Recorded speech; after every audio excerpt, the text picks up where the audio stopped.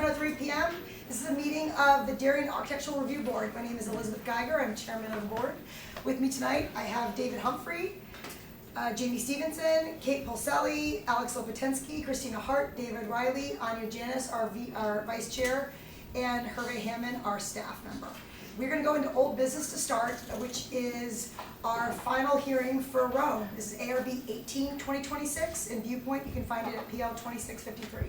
Is Rhone here? Hi, how are you? Oh, you know what? We should have moved the podium for you to give you some sense of placement. Yeah. There you go. Okay. There you go. All right. So you may. Yeah. All right. Good evening. Pure times to charm. Welcome. So introduce yourself. Oh yes. James Ranges representing Rhone here for our hopefully final review of the storefront facade and signage updates. We can scroll to page 7, which will show an overview of the update. So to recap, there were 4 major requests of the storefront changes from last time. The awning logos, which you'll see we've removed completely. Adding the horizontal band across the storefront to harken back to that original design from Baywater, which is on the 2 flanking sides. One more page. Yep. And so we have that cap running all the way across, and then we've added the bands on those 2 travertine. Just the 2 sides, not the front one? Not the main front one, but it does wrap around to the return storefronts as well, which you'll see on subsequent slides. We updated blade sign illumination, which there is a closer detail as well, to be externally illuminated with pictorial lighting instead of internally illuminated. And we've just shown the storefront base tile detail in closer up on the next page as well. Yep, so you'll see here that band's running completely across as it does on the far side of the building as well.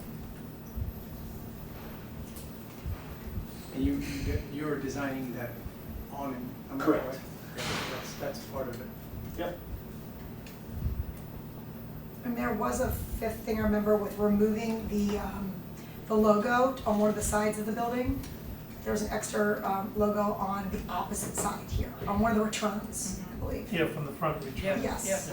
Oh, so this one was okay. It was the 2 X logos? Yes. Yeah, those are Yeah, gone. the captain Okay. stitches on Yeah, the the side. captain stitches have been removed. Can you stay on this page, Hervé? Yeah. I have one question about this, it's just a thought. This is additional, but just throw it out here before we move away from this. Did you ever think about extending that sign band over that full window where survey has it, so it's, Yeah, that was our original design. Yeah. And it's gone back and forth internally. does anyone have a With- feeling on that? Yeah. Yeah, or you feeling? Yeah, with the sales floor only being in those 2 windows, we felt that we captured that, and then that opens whatever Baywater has for those back of house windows. I know they were looking at green walls, additional So you're saying that you're building, graphics. so you're saying that Rhone storefront stops at the green there, and that, and after a point that becomes a different, So from there to the right is all back of house. still Rhone though? Still Rhone, yeah, it's still our building, but we just felt having it only over the 2 open windows felt more consistent. I actually think it mirrors the other side. To be limited? Yeah, so I don't mind that it doesn't go all the way. Yeah, there you go. Sort of. Okay.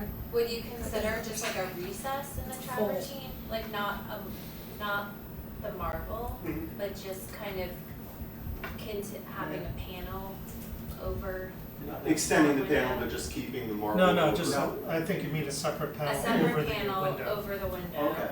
Just Oh, like yeah. a slight recess in Sure. the stone. And put, you're Yeah, saying put it'll- the marble in there as Don't well? put the marble, just Yeah. like a relief in the stone. But it looks like they didn't carry the bottom rail. If you want the bottom panel all the way across, that would continue all the way across. Looks like that's. It's in this making even more blank because this is. Exactly, this so is that starting should short. continue all the way to that corner. And I think that would help it feel a bit more consistent. Especially since you have it right here. Exactly, yep, that's a But missing if you letter. continue that, all the, it might draw all the more like the, I can't speak, I don't know. No one else, everyone else is okay with that return? I think What was the band? extending the band is a good move. So just the To the window, so it's from like side window to window. we had a picture we could show. and draw. Got one in my car. There was a decision not to put an awning here because obviously that's a back of house, so we're saving one awning, but that makes that window very different. If you had an awning there, then that Rhone would move in the center, and that would be symmetrical, and that would be a full band. Yeah, and then that was our original design. Right. But Then with without that the right awning- window being dark, it Right. felt like it was off-center when we looked at it conceptually. Yeah, there we go. Thanks, I think from a larger facade perspective, the sign band should be kept with the architecture, not over the windows. We do this a lot, right? Do you default to the windows, you default to the building as a whole? I feel like you're defaulting to the windows now. I feel like from a larger, if we were Doing that, Yes. and then centering the Yes. sign on that. yeah. Yeah, I agree. Yeah, So, recap? so shifting that travertine. Yes, like he's Yeah, showing yeah, that. yeah. Sorry, Ray, can you just show the other James, would you guys be open to that? That you would have to come back, but just creating that full band there? We wouldn't have to come back? No. Okay. No. Yeah. You're like, I'm open to anything as long as we have to see you guys again. No, listen, Yeah, no problem, it's a long drive back to Jersey, Yeah. that's it. It is, my friend. Yeah, So that when the sign band's open glass, which is what you're trying to mimic on the other So side. it seems Right. that it covers all. Yeah, Yeah, I windows. think that feels more resolved. sure. Thank you. So extend that. Yep, just And kick have the that band back run. over and then center the sign over the second. Now, would the that second window. include a third awning as well? No, I think they purposely said no to that, Okay. right? That we Yeah. discussed that before. That's a good call. So, yeah, that's up to the Right. developer to do. I'd probably put the awning next to the sign band. Yeah, I think if we're gonna extend it across, we'd probably add the awning, that way it doesn't feel like it's missing. I agree with that. Yeah. I think that would be smart. Absolutely. This is the western side of the building, is that right? No. North, No, the south, south. south. South. No, that's the, Well, that's Is it on the side? It's Is on it the things right coming side out of both the ways? space. So is that way, so. So that'd be the Is that western. east? We've all named every one there is. No, you're right, It's that's gotta the be west one of the side. four. That's the west I side. think Because the north south, North. because the back of the building is looking over the highway. All right, well, West. I'll figure it out in my list. It's west, Yeah. West. west side. Okay. So it's great, wait, board, we're all good? Yeah, Mhm. looks Yeah. really nice. Looks really nice. All right. Yes. And then, again, that's just a closer detail of the storefront itself. Nice door. One quick question, sorry. Yes. In the architectural drawing, I believe it's showing like a base on the marble, or does that just go flat? Yes, The- it does. The protruding green marble is flat to slab. There is a starter course of the tile that's in plane on the two travertine sides, which there should be a close-up here, further down. You can see a bit of the detail there. So we're running the same tile as a starter course there, but then the marble storefront is full sheets, full slab. But there's no reveal in thickness, I don't, that's what your question is. Is there Yeah. like almost like a water table type, not that it's a water table, but the Right. idea of a protrusion? No, that So would be. It looks like this is flush, right? Correct, yeah, that's in plane with the storefront. Anything else, guys? All right, third time is a charm. I'll give you a favorable report letter. I'll add that one addition in there as part of the report, and that's it. All right, wonderful. We're Thank so you all happy to have you in much. town. Yes, So, we're excited to so be here. grateful. Thank you all. Okay. Thanks. Safe drive on the way back. Thank you. I think it's page, Thank you. Thanks for All right. Thanks for- I think it's page 50. Right there, actually. That's what Kate was talking about. I think that, I don't think that's the right elevation It's not, I think that's it the has, next it has a line. page, but yes, that's what it's talking about. Yeah, but So you're that's- asking if they have it, or? Yes. They don't in the rendering. Like, looks like, I believe that's the main, it's not it. It looks like they're- Oh, yeah. Yeah, the renders Saying show it it's going different. straight down to the, But that's the, And that shows a Catholic on it. so it'll be the travertine and then the marble. They're both porcelain tile, Yeah. but I hear what you're saying. Versus the monolithic look in the render. Yeah. Well, these look more like. Which one is it, so I can put in the letter? What So- we approved is the porcelain all the way to the ground, right? yeah, I mean, Okay, I wanna make sure. I think nobody was really looking at the working drawings. These aren't quite working drawings. It's probably a little harder to do with the tile because the tile is so thin to create that extra protrusion. You may have to create some sort of. Assuming this is what they're building from versus the renders. Right. Assuming these Renders are the were- most yeah. updated work drawings. I I want don't to see do- how they're gonna put it. Yeah. This makes That's- more sense Yeah, it than does. taking the tile down to the, Right. Yeah. Plus the bottom is gonna get pretty. yep. Okay. Hervé, we'll ask you to confirm the base. Put a note about this? that I'll put it in our letter, That and the confirm base the needs base. to be expressed. You want the base to be expressed? Not me. Is that what you the said, board. guys? The base to be expressed or not? It doesn't. I think it works, either would be fine with me. Okay. I mean, they each have Okay, their merits, so. okay. But to I'll the have point confirm about with you. projecting the base, it would probably need a special piece or something. Okay, I actually like it co-planar. Yeah, planar. I Yeah. wouldn't pop it Yeah, I out. don't have, It's a dirt collector. okay, Right. okay.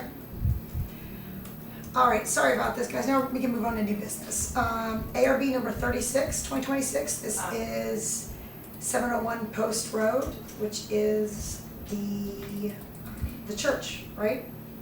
No, it's No, it's the the old EM. little Oh. building. The EMS. paramedic station. The paramedic station. Oh yeah, this is town. This is Mr. Gentile, 701 Boston Post Road, the historic restoration. Is that here? Yes, they're here. Hey guys. So in our system, it's PL 26114. You have a preference for file?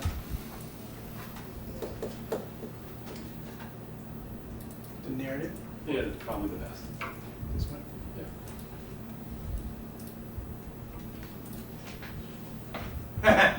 Okay, sorry. Okay, not that one, how about the next one? the narrative actually had the most information. The narrative doesn't look like it wants to. That looks way worse. Yeah, All right, hi guys. I would just download Come in, introduce yourselves for us Sure. and Absolutely. Ed Gentile, Director of Public Works for the town of Darien. And I have with me Anthony Campanelli, he's also he's the facilities supervisor for the town. What we have here in front of you as an application right now is a project at 701 Boston Post Road. It currently houses the EMS for the town. And just as part of the report that you have in front of you or on your computers is just a brief report of the description of the scope of work that we're going to be doing out there. We spent about 2 years putting this all together. We did a little work with grants and things like that to see if we could get some funds to do this on top of what the town had put forward. As of right now, that did not come to fruition. that's awesome you guys did. That's so much work to try to put those grants together. That's so much work. We found a good Thank you. architect, we found somebody that had done it before, there is no money right there for us to take. So, we moved forward anyway. We did go out and bid the project in May of this year. We do have an experienced contractor on board and ready to go. I say experienced as in working with historic buildings. He has a pretty long list of notable buildings, not just in town, but throughout the state of Connecticut. We're happy to have him on board. And Tony I'll step aside after I give you this little quick briefing. He's gonna kind of walk you through what we're gonna be doing in the building. We're here to answer any questions that you may have as you go forward and hopefully get some feedback or guidance from you folks and maybe even a favorable decision later. Thank you. Hello, everybody. So if you If you've been to 701 Post Road, it's really in need of some serious TLC. The wood siding, corner boards and skirt boards have some severe decay, lots of peeling, some previous repairs that weren't done quite right, and water infiltration is probable. We haven't seen any problems on the inside, but it would be hard to believe that there's not something happening. So what we're going to do is refasten any loose clapboards, repair any fair condition boards with epoxy, and then replace in kind any boards that cannot be repaired. I have a question. Yes. Could you stop right there a bit? Sorry. It says, install proper flashing vapor barrier and rain screen. Now, a rain screen is a specific assembly component for the siding, but if you're just replacing siding boards as needed, it kind of eliminates the possibility of doing a rain screen. And a rain screen, I do high performance homes, is a very integral part of preserving and adding to the longevity of the building envelope. So I'm curious as to when you get into this, and the clapboard, from what I can see, is in really poor condition. Is at what point would it be a fully remove the existing clapboard to the sheathing, and then you can do a rain screen? I think that was put in place. There's just one section, kind of the back left of the building, that is a little bit more significant than some of these other kind of one-off little pieces there. And I don't think it's going to be a major removal, but I think we'll be looking at the sheathing. Okay, yeah, because if there's water issues, the sheathing could be rotted exactly, all through yeah. and sill plates. Yeah, but Yeah, so there's it's- really only one obvious spot that Okay. why that's in there. Moving on, if there's no other questions, trim, rake edges, fascia window casings. If you can see the window trim, it's really, you could just crush it with your hand. So we want to, same thing. If it's good, we will scrape it, paint it. There's probably not a lot of that. I think a fair amount will be taken off, repaired with epoxy, and put back in place. But certainly, like the picture on the right, that will be replaced with in-kind wood and have the copper flashing, or whatever the proper flashing is, put to prevent water damage in the future. Quick question, are you Sure. working with an architect to oversee this, or just the contractor? This is basically a trimmed down version of an assessment that happened a few years ago. Yeah. So we're just working That with the architectural assessment of architect, it. Yep. survey. Yeah, okay. And there's no consideration for replacing anything with AZAC, it's just Correct. in kind, all right. Chances are that will be the thermally modified pine. Yep, okay. The front porch, so the front porch is the only area that there'll be a change, because to do any work, we have to bring it up to code. I think the railing now is around 29 inches or so it has to raise up about 5 inches to code, which is 34 inches. But everything will be the same aesthetic, but it'll be at 34 inches. The doors are in decent shape, and they don't require anything major except some refinishing. And then the gutters, chimney, and site drainage. We already did a little work on site drainage where the mulch was too high up, touching the wood. We scraped some of that away. The gutters, some of the gutters are going onto the front porch roof. So we're going to have all the gutters going right down and out. There's an underground storm system that we want to attach all the gutters to and get the water away from the building. So, Quick question on the gutters. So those are case tile gutters. Do we know, is there any historic photos or evidence of what was on there previously? Was there a gutter? Or are they half-round gutters? Because to me, and again, I'm no historic expert whatsoever, but is there a more appropriate, historically accurate gutter to be put on as opposed to the case? Yeah. Has that been reviewed or looked into? I don't have an answer for that. That's something that, as we approach it, I guess we'll be looking into. Okay. There's not a lot of old pictures. Kind of the oldest ones I found are just the ones from the previous. There was the This is where Mary It was Ann- not Yeah, I know. Yeah. Instrument. I know. I do have a book though that shows, like, it would show the historic gutters for this type of, do you have a date for the home I think offhand? it's 1840 or 1820. And they may not have even had gutters. Yeah, I thought they had a lot of Yeah. changes then. Yeah, Okay. like a Yankee gutter. I'm gonna make just a note in here to like consider that, if you, I'll Yes. try to do some research for you guys too, but what the gutter style would have been circa 1840-ish. One more point that we talked about, which was not in this report because we talked about it afterwards, was the last porch post. Yes. There's currently 3 posts that look like they're pretty original, at least they're the older version yet. And this one, as you can see, is in a really sore shape. It was made of laminated pieces of wood. You have to look at it for quite a while to see the difference in the profiles and the proportion where the rings are and where the different ins and outs. But it will be replaced, and the contractor who doesn't know what he's doing will make it a solid wood and will turn it to match the other 3. So Amazing. that's a nice touch for this. I mean, I know that the budget is tight, but that is worth it because redoing the column like this, like it was done for this repair, would make it inefficient and fake, laminated, glued Yeah, together. that's fantastic. The Secretary of the Interior that does like the National Historic Landmark status, they do have like a whole guide to like preservations and these kinds of things. I don't know if it's gonna be helpful, but. I think you guys you know that well because you've been trying to get money from Yeah, them. You know that it's been a group. while we've been doing this. Yeah. It's not easy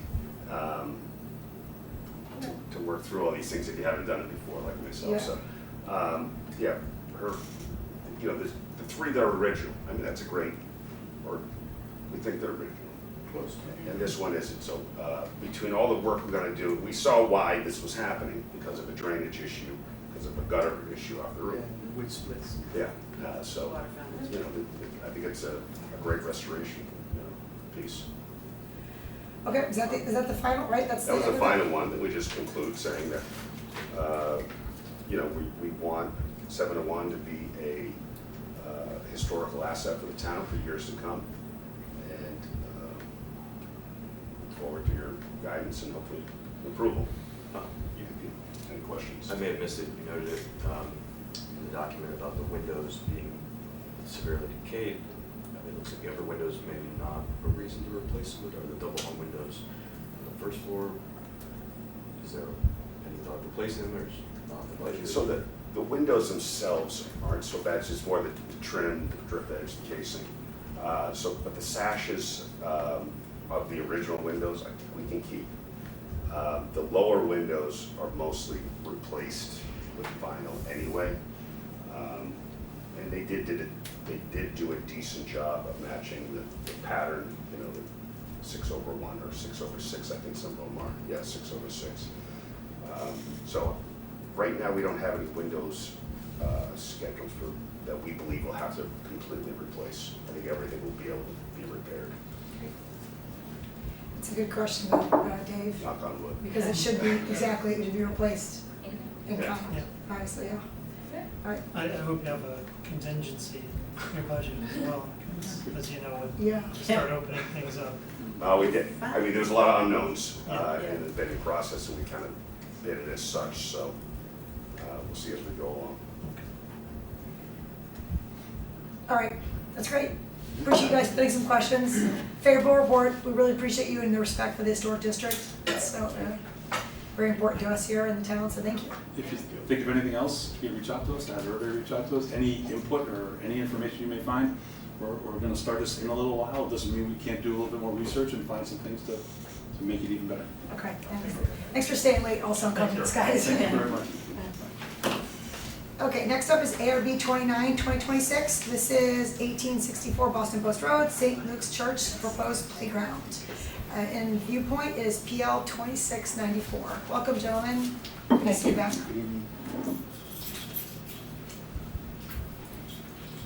You can go ahead, you guys can introduce yourselves and give a quick review. I'm Wilder Gleason, Gleason Associates. I have Richard Turlington of Richard Turlington Architects. We were before you last month, or I guess it was anyway, 2 months ago, with the overall project, and we pulled out the playground because there were issues and concerns about the views from the public views of what is going to be a child's playground, and the changes that would happen to the site as a result of what we're doing. And we heard you loud and clear, and planning and zoning also expressed concerns about the safety of kids in a front yard. Now, we have a 3.5 foot by 18-inch stone wall along the outside. And we had proposed before that we would have a 4 foot high vinyl fence on the inside with trees planted to screen that eventually after 5 years. Because of the concerns of the P&C for safety, we have moved that fence 6 feet away from the stone wall. Behind the stone wall. The perimeter stone wall, and that's actually on 3 sides. And we have reduced the area of the playground from 6,500 to about 5,900 square feet. And instead of much smaller screening trees, we are planting 46 cryptomeria, and it's one of, I'm not sure exactly what it is, but there's that will cryptomeria black dragon, Japanese red cedar, that we're advised will grow to 8 to 10 feet within 5 years of being planted. And rather than take you through everything, I note also that the playground equipment has been moved, so the equipment that is structures affixed to the ground permanently, that needs to meet setbacks. And so we have moved it away from the road, and it's between the building and right next to the building, essentially. And those are 2 structures, the basket swing and a climbing tower. And Richard will go through those because we have the details of those in the presentation. But the objective is to get your approval. You will see the building. You will not see any of the equipment except perhaps a little bit of the top edge of those 2 larger structures, both of which are a minimum of 65 feet from the center line of Rings End Road, I believe, or at least 40 feet from the road. So, Richard, I'll just turn it over to you. So, as Wilder had mentioned, this has been an evolutionary process, in some part based on your comments and comments made by the planning committee and neighbors. So, what generated this original proposed idea of putting the playground closer to the educational building really had to do with safety. And we've been retained several years ago to do a comprehensive campus plan for the whole campus. And this playground currently is accessed. Can we go to the site plan or maybe the... Sure. Earlier. It's here, maybe you can deal with this one. I can deal, yeah, this is fine, this is fine. So this is where the current playground is. And in our sort of spending a long time looking at this, the children of all ages, little to 5-year-olds, have to cross this path. And this is, I'm sorry. This is a very busy on-campus street where there's a lot of traffic all day long. We discussed this. We got this. Yeah, So we got that. All right. Yes. So the last time we spoke, it was like, oh, okay, it's got too much. There's too much stuff up here now. Okay. Yep. And so what we kind of stepped back from is we decided to keep this playground active for the older children who are less, less inclined to. Right, so you decrease the density of the. We agree, proposal. okay, yeah, Got alright, it. so, Okay, we plan on replacing this equipment. Different kids, little ones are up here, we moved all the fixed equipment, as Wilder said, back behind the setback over here. There is some loose equipment up here that the kids can get, like a writing thing. And to Wilder's point, if we can zoom back out, and then, we have, I'll have to go up to the top. So, what prompted all this is Wilder and I looked at your comment about what you got, we don't see what you're doing. And I was thinking, all right, well, my takeaway was you didn't want to see the white background model of the renderings, you wanted a more realistic palette. I didn't realize that you all had not even seen or been aware of these renderings that we had included originally. So, blah, blah, blah. This is the existing condition, that is that wall that Wilder's mentioning. It does come along here. so that wall is still visible. It's still visible, it will maintained. remain visible. Okay, And then what we're proposing is we have two different views and two different time periods of each view. So this view is existing, this is after the first day the plantings go in, and this is after 5 or 6 years. so is that a new wall you're proposing as well? No, our renderer just doesn't know how to replicate the original stone wall. Because you go up, I don't see that wall above, that's why I Yeah, was, it goes up. it is, okay. Keep going. It's that wall, it's in It's just shade, like- I'm sorry, it's in It's shade. in the shade, so Okay. it's not. Okay, okay. We have walls on 3 sides. That's of the what, okay, playground. okay, good. So then this view is at the other end along Reed's End Road. Here's the wall. If we go down, this is at day 1. Now the wall doesn't look.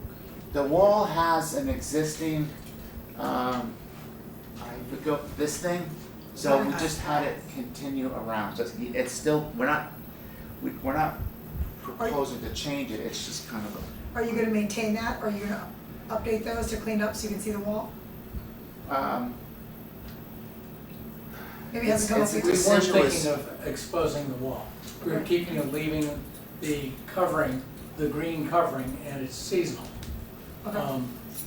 If you guys want to make a recommendation, we'll be fine. No, I like I like the- timing, I agree, Joe. The idea is Just let to it be. extend it around. Yeah, so then we let that be, we pushed our proposed fence 6 feet back from that wall so that we could have 2 planes of growth. One between the back of the wall and the front of the fence, and another one on the other side of the How tall is the fence? 4 feet. So And you're right now, proposing, we talked about a vinyl fence Yes. versus a wood fence, right? Because We- it's not even visible, the fence. Yeah, well, I talked to Liz about this at some point, and she had suggested in an email to me that we consider a wooden fence. We're happy to do that, but there's more maintenance with it. The wooden fence is gonna be completely hidden from view, except for on the church side where the playground is. And the vinyl, where you have a tree butting up against it, is going to have less mildew and, over time. And we think it'll be lower maintenance. So that was the thought. Vinyl, I totally understand the vinyl. Is there any chance that, I mean, I know you have white and then a beige and a gray as your options and you prefer the gray, but I actually, with the black dragon cryptomeria, and we're trying to hide here and the shade that the evergreen trees over there already throw, I would strongly suggest a dark gray or a black fence, because then it really that's will cool. disappear. Like That'd then you be really cool. won't, That's you won't super see cool. anything. And then the black dragon cryptomeria also, just the texture of it, usually I don't like click and drag design, but I think this will work with the texture of black, and I think it'll hide everything and you won't really notice it. So I would consider making that fence black. So, This is his can department. you go, do you have the multiple sheet set that we submitted? That's not- Probably the first one that Wilder Doesn't uploaded. show like pollen and stuff. I mean, it shows pollen, but then it doesn't show, well, you have sap, and so from the sap from the spruces, you're more likely to get black dirt Yeah, so than then the yellow pollen, like the yellow pollen. or like gray streaks. So you're saying that over I mean- I would do the dark gray over the black. Yeah. I would Or too, Just because of, because I think you will see some of it from the church Keep going side. down, So maybe that'll be Uh, half bulk compromise. plan. I don't I'll disagree vote with that that one. High one. that one, yep.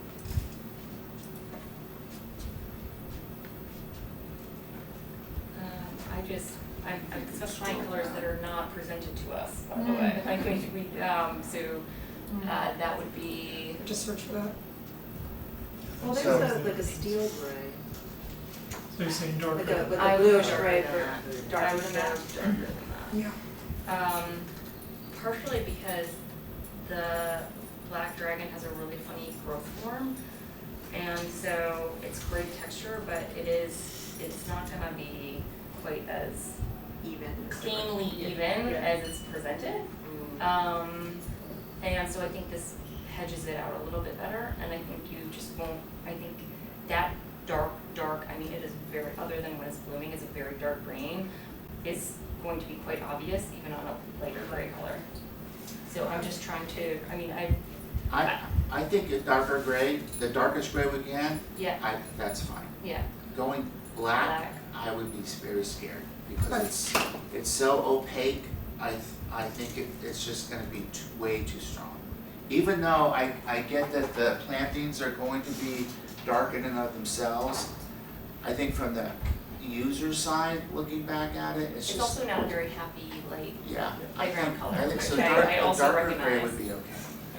I'm gonna put in my letter to you guys to send a color sample of that. Or you could maybe Sure. send a color sample before I do the letter, you Yep. guys can get that next. Okay, yes ma'am. Are there any, I couldn't tell on the drawings, are there any places where the fence abuts the stone of the church that is exposed in any way? Yes, yeah, Okay. so if we can go to that drawing. So part of this, so the fence and the plantings come down here, and then that fence is exposed, I didn't touch it. That fence is exposed right here at this end, and then it's also exposed right where you have the gate to go You into. see in one of the renders, it's in there. It's on, yeah, it was on the, if we go back to the. You're saying that- color that's right, becomes that's right. important when Yeah. you're looking at the color against the church. Well, or the stone wall, Yeah. right, like, but a dark gray would look okay because Yeah, I think the stone- dark gray would be okay. Yeah. It would blend in with the stone of the church. Do you have alternate options for the gate style and the hardware? And can you, We have, we included options for fencing, and there's umpteen different options. Mhm. But the fence system is sort of integral into the design style of that fence. If there's a different fence style that is preferable to something that's more opaque, we were looking at it more from a childcare protective side too, so that's really what generated the opacity. Mm. But they do have ones that are more pickety. No, I I think don't mind I like the opaque, I like the black. We're trying to not draw attention, but Yeah. that's also the dark color and the black, but let's just make it disappear. and then Plus, we you have to can- get emergency panic release hardware on it, and I'd rather not look through the pickets to see the backside of the piano bar. do you have hardware options they give you that you can? Because find the out? occupant load will get over 50, it's a little more complicated than a normal residential egress hardware. It has to be emergency release. Wilder, correct me if I'm wrong, but I think that gate may still be within the required front yard setback. Would Yeah, you make it a 4-foot gate, not a 6-foot, which is? I'm sorry, it's a 6 foot wide. 6 foot wide? Yeah, like not, 4 not, foot not Oh, yeah. by 4 foot high. It's only if the fence Yeah, I mean, maximum height is that 4 would have feet. to be. Yeah, and if the renderer showed something that looks like it's 6 Yeah, it feet, looks a little tall in the that rendering is a little inaccurate, that the fence that's exposed with the gate looks to be 6 feet tall, Okay. not 4. All right. The fence there is like 3 feet tall at least. That looks like a 5 or 6 foot wall, fence. Okay, 4 is good. Yeah, so we're for uniform. There's also. For uniformly, that's a tricky thing. So if you go back to the, just so that, so if we look With the at, height, the slope yeah, the slope is a lot more than you think it is. on this side here. On the rings inside, we've got to be very careful about how we step it up. Color. Go with. So you said there needs to be panic hardware on the gate. Panic So it's hardware is like a on the push button. gate, yeah. And it needs to be card reader access too, so it's a little bit of a challenge. Can you also, when you submit the samples for the dark gray fencing, also provide the color of the hardware? And I would recommend Yes, ma'am. black. Yes, ma'am, 100%. Thank you. Yeah. We have a picture of the type of color we're looking at. I will send that, have Hervé will send that Okay, to perfect. Mr. Gleason to give you like a It's Okay. just, straight line. Basis of design? well, Yeah. Yeah. Okay, great. Okay. You guys are amazing. A lot of details. Oh, no, it's just great that we can do it while we're discussing, so one of you can pull this up. It's Yeah. amazing. Good.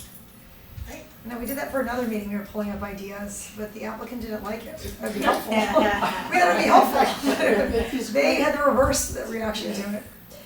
Does this go back to planning and zoning? We present to planning and zoning next Tuesday, Okay. Okay. or this coming But Tuesday. there's no board of appeal for this, is there? No, No. last we question. did our best to avoid that. Between the fence and the wall, please mulch. Yeah, probably mulch, and then we need to be careful to leave enough space under the vinyl fence so that if we needed to maintain it and then keep in a loper, a little 3-year-old eloper from Yeah. crawling on it. So it's sort of has to be micromanaged because it's stepping to. Okay. But you're right. Oh, and because of the grade change, the sections of the fence along Rings End Road will drop. Yeah, there was an. As we, and it's shown in these, I just don't want you to guys, I want you guys to fully understand. Yes, that we're not seeing Yeah, a uniform. it's not starting at this elevation Yeah. going across, it's Okay. dropping. Yeah, And that's one of the reasons why that equipment close to the building is gonna drop out of sight. Yeah. Okay. Okay. All right, that's gonna get favorable report. I'm gonna send you guys, if you guys can get those colors and stuff to Hervé in the meantime, then I can just send a letter that doesn't include that, that just is one uniform. We'll try and get that in, by Monday at the latest. Yeah, so Okay? it's just, so to note in your drawing, to note that there's mulch between fence and wall, a new dark gray fence versus the white, and a color sample of the hardware, Got which it. would be black recommendation. I missed the That's it. first thing, Liz, that you were talking. Make sure the mulch between the fence and the wall.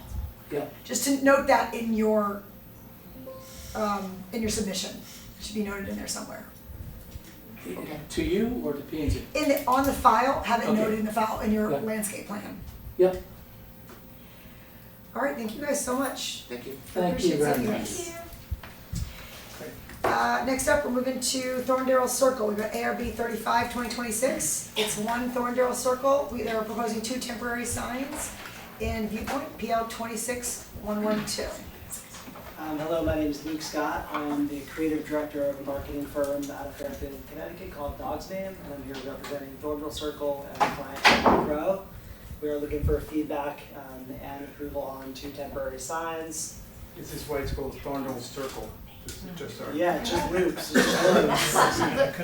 Luke, can you say your company again? Yeah, it's Dog's Name, like you're Oh, the dog's name. Yeah. All right, so what's going on? While it's loading, I will tell you, we're looking for feedback and or favorable approval on 2 signs. One, they're both 6 feet tall. They're temporary signs at both entrances to the project, one on Thorndal Circle, one on Hecker Avenue. And how far they step back in the property? They're up against the road, it's a good question. They're kind of on the edge of the property line in front of the construction fence. Okay. Again, just meant to be temporary. All right, we're There just we gonna, go. tell me I what believe it's the you want. first one, the top one there, yeah. Luke, did you end up adding to this, a site plan that locates it, right? Yes, there Okay, is a good. site plan in the back. Okay, good. Mhm. Yeah, so if you could keep scrolling down and fit to screen, that'd be great. So we have, each page has, or each sign has a mock-up. So this is the sign that is on Thorndal Circle. And the rendering, if you could just click up here too. The rendering that sits on the kind of right side represents what you see on the other side of the temporary sign. Or if you go down to 3, it just shows you a sample of the sign in place. So it is on the edge of that curve, but again, it's temporary. It's set in front of the construction fence. And then 4 is Hecker Avenue. And again, it shows you what you would see from Hecker Avenue. Logo, small QR. These are painted posts. And then we've got a vinyl on a plywood backing. And if you go down to page 5, Is there a page? there should be a page 5. Yeah, is there not in this file? Can you go back out? This is a question for the board while everybody finds that. Do we usually, are our signs usually 6 feet tall for our post signs? I don't think It so. seems very tall to me. But the construction fence may be, the top may be 6 feet, so. Okay. Okay. We frequently tell them no, but. I think they have been, I think so all the time. Yeah, there is one with, Yeah, So the one that's by Goodwives? Yeah, that's hanging, it's 6 feet because it's a banner sign. Because it's on the sign, on the Yes. fence. It's just different because it's a That's pole also sign. true. Yeah, It's and- not- and- Usually 6 feet. Is there any reason you're not printing these on the construction fence? I mean, typically because a lot of that stuff just gets beat up and those fences get moved around. So the thought was to have something that was a little bit more stationary, a little bit more solid from a branding perspective. It's actually kind of smaller, but yeah, we just have a lot of experience with the mesh on those fences. It gets blown around, it gets beat up. This shows you the Hecker Avenue entrance here too, and then there is a map that shows you the locations of Hecker and then Thorndal. So you're right on the road, Hecker. You're not even in your property. You're along the road. Right, at the edge of the property line. I mean, not in the road, but in the front of the fence. There, just on the boundary. Just on the boundary? Yeah, Is it in the town right of way? Not in this, not down there.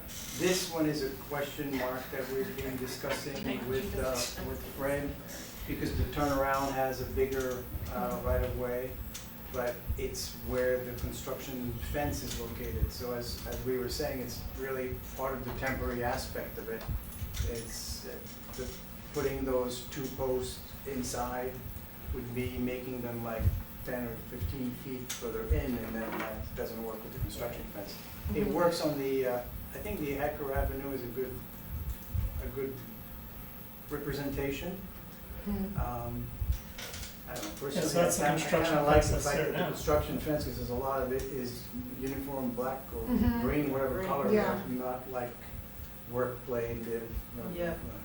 I mean, we're trying to keep it clean a little bit. There's some planting underneath the signs. The estimated length that these signs would be up is around 9 months. It's kind of a crossbreed in the regulation with when you have a business announcement coming soon and you have like a rendering of, sometimes even architects do that for a house, which is allowed on the private property, but you're kind of announcing what's being done in a more permanent, stable way for the amount of time the construction is gonna last, rather than the flimsy banners. Yep. No matter how well they are attached at the beginning, you saw what happened with the car wash, it's Yeah. just like after a while, they Yeah. get beat up. With the winds and the weather. Is that fence 6 feet as well? I'm guessing that it is, yeah. So we're staying at the top of that. The fence between is the 6, Okay. yeah. Construction fence of 6 is. And the QR code is the way to get to the website without having to say anything with a thorndal.com, whatever, right? Yeah. Okay. Trying to keep I'm it okay. Okay, all right, favorable report. Thank you so much. I'll get you a letter. Thank you, I appreciate your time. Okay. ARB 31-2026 is next. This is 14 Corbin Drive. 14? 15 Corbin Drive for pause. PL 26109. Hi.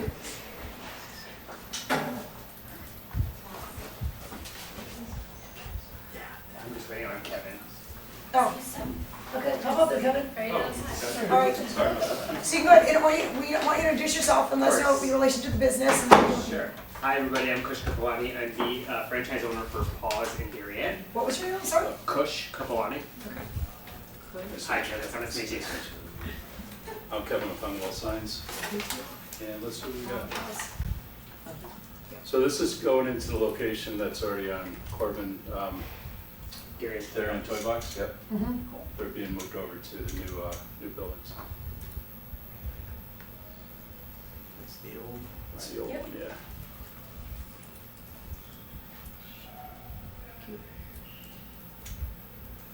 Does So, yeah. this happen right now? Sighting? No, I did a little graphics on that. Hmm. Because right now the toy box is Red. red. Yeah, that's what it's gonna look like. So it's red. It's right, well, when they move in, it's gonna be that green, that I'll, Are they gonna switch it to the side? yeah, they're gonna paint that. Hmm. Ah, You like, Kind of like the red. Bummer. okay. you like, Yeah. Maybe I Okay. should. You cannot. come on, You must all go. They're very You're tired. gonna have to answer They're something. tired. Somebody was hiding. No, we're not hiding it, it's right there. So, David Genovese from Baywater Properties, done this before. You know, the toy box as red worked great for the toy box because its colors are red and white, its primary colors. But I can tell you, like, we've been marketing the spaces that were going to become available when toy box and everything is Rosey relocate. And every single tenant that we talked to said, I love this location, I cannot be in a red building. Uh-huh. It's just too off-brand for everyone. So to be candid with you, in the news of today, Kush we met probably 8 months ago when he was first exploring opening up this Paws studio. The founders of Paws were former senior executives of Equinox. It's a multimodal wellness studio. He can explain it even better than I, but I've tried some of the things like red light therapy, cryotherapy, or cold plunge sauna, infrared sauna. Barry's really wanted Paws across the street or nearby. This was the right size space for Paws. But you know, Paws has brand standards. Kush also, like, not one tenant we met was interested in a red building. Everyone said, not our vibe, doesn't really suit what we're trying to do. It's supposed to be like a meditative, relaxing place. And the red's just a little jarring. Cool to us, but jarring to them. And we leased, everything is Rosey's space. Rosey's here, Rosey Costello, for her sign proposal. We leased that today to a store called South Moon Under. That's probably gonna relocate their Westport store. They may keep Westport open for a while, but that's gonna relocate. So Rosey will move to the Post Road, as you'll see. Toy Box will move to the space in between Millie's and Tate, and Kush will open up Paws here. So we worked on the color. I'm somewhat colorblind. I know what I like, but I'm not a color expert by any stretch of the imagination. But Carol Beinfield, who was married to Bruce Beinfield, our architect who sadly passed away, we call her the color whisperer in our office, and she actually picked this color. So it's kind of a sacred color to me because What is the color? Carol really loves Do you it. remember? Benjamin Gray, Benjamin Booth Bay Moore, Gray. Booth Bay Gray. And so, It's like a green gray. That has to be correct. all right, now I'll turn it over to Yeah. Kevin. Kush, if you need more. Yeah, it's okay. Come back. Okay, so yeah, So just, Great. just some flat cut aluminum letters painted blue, basically, and pushed up into the building. Non-illuminated. Oh, they are illuminated. It's been a while, sorry. How are they illuminated? Surprise.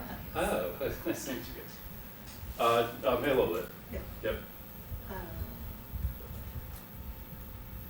okay. So pin mounted right on the facade. Yeah, right no on the raised base of the area. building, right into the wood. Inch spacers. And then the blade sign, Blade sign is a little bit lower. it's right there. Right there, yeah. Cool blade sign. Yeah. Yeah. And that's. So it's saying aluminum, Yes. yeah, but raised painted aluminum icon there, and with the border as well. Just give a little depth to it. and it'll be lit by the standard, the lights are already up there from Toy Box on the bracket. So yeah, the bracket remains. It's Yeah, the just- bracket, yeah, it's we'll just switch out the sign. Are the sconces already there? Mm-hmm. Yep. Okay. So the back, Okay. so everything's the same. So Will the there back- be an entrance from the back or no? No. So the idea here was to create this shadow box and those 4 windows similar to what's at Naya today. Yep. And to have more of like this canvas design that fits back to the brand wallpaper Okay. in some of our contrast rooms. So that would be Those are a claims? permanent fixture, or those, that art be changed out every once in a while? Those will be permanent. Permanent hanging art, Permanent. 12 inches back. The shadow box. Yes, Yes. yes, correct, yeah. Okay. And this is like the wood, like paneling that will go. Mhm. Slats. Yeah. I think whomever I met about this had the shadow box is somewhat curvilinear, or is it flat? I can't remember if it's a straight on or if it just has a bit of a wavy, continuous shape from one end to the other. It's a continuous shape, But it's straight. straight, yes, yeah. Are you The not back in- door will have a sign that says, I think it says my entrance located in the front, so I think the tenants don't want rear entrances here from the building, so. Sign here. Are these illuminated or non-illuminated? The shadow boxes? Yes, yes, we'll have lighting in there. There's a wash. Inside the box? Or Like, Is the art outside the illuminated? shop? Yes. Will there be lights on? Yes. Is it pin lighting the art or is it general illumination? general illumination. Oh, So you need to send a specification of that. Probably looks good, but we need those details. Okay. Yeah. Like a section, and the top is transparent, so the shadow box is only for the first 8 feet or so.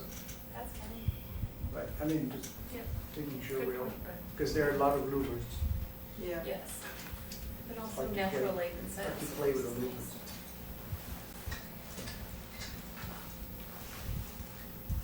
Okay.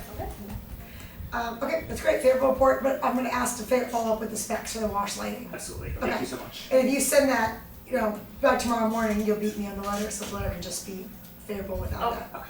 And the temperature on the lighting is? 3,000. It's all in the exam now, Yes. it's the standard, the good it's easiest answer. one, yes. Absolutely. Awesome, thank you so much, thank you, I Yeah, appreciate sure, it. miss you. All right. Chris, thanks for coming. Thank you so much. We're happy to have you here. Thank you. All right, next.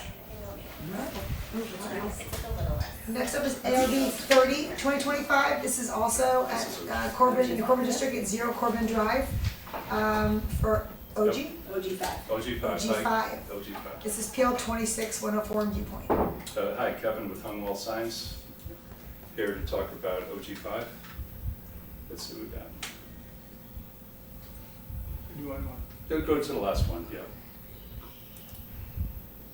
Kevin, you're here for like 6 applications in a row. Bang these out. Great. Bang them out. He's amazing. Yeah, that's great. Work. Okay. So here again with some, just a reverse channel letter, halo lit against the existing facade.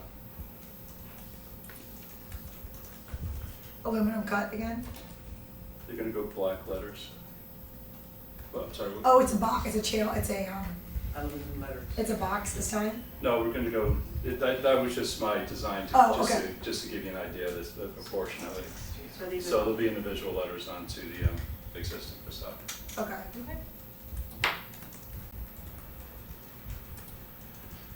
The blade sign's same design, aluminum with raised letters for dimension. And that consistent, we're gonna bring those lights to all the signs.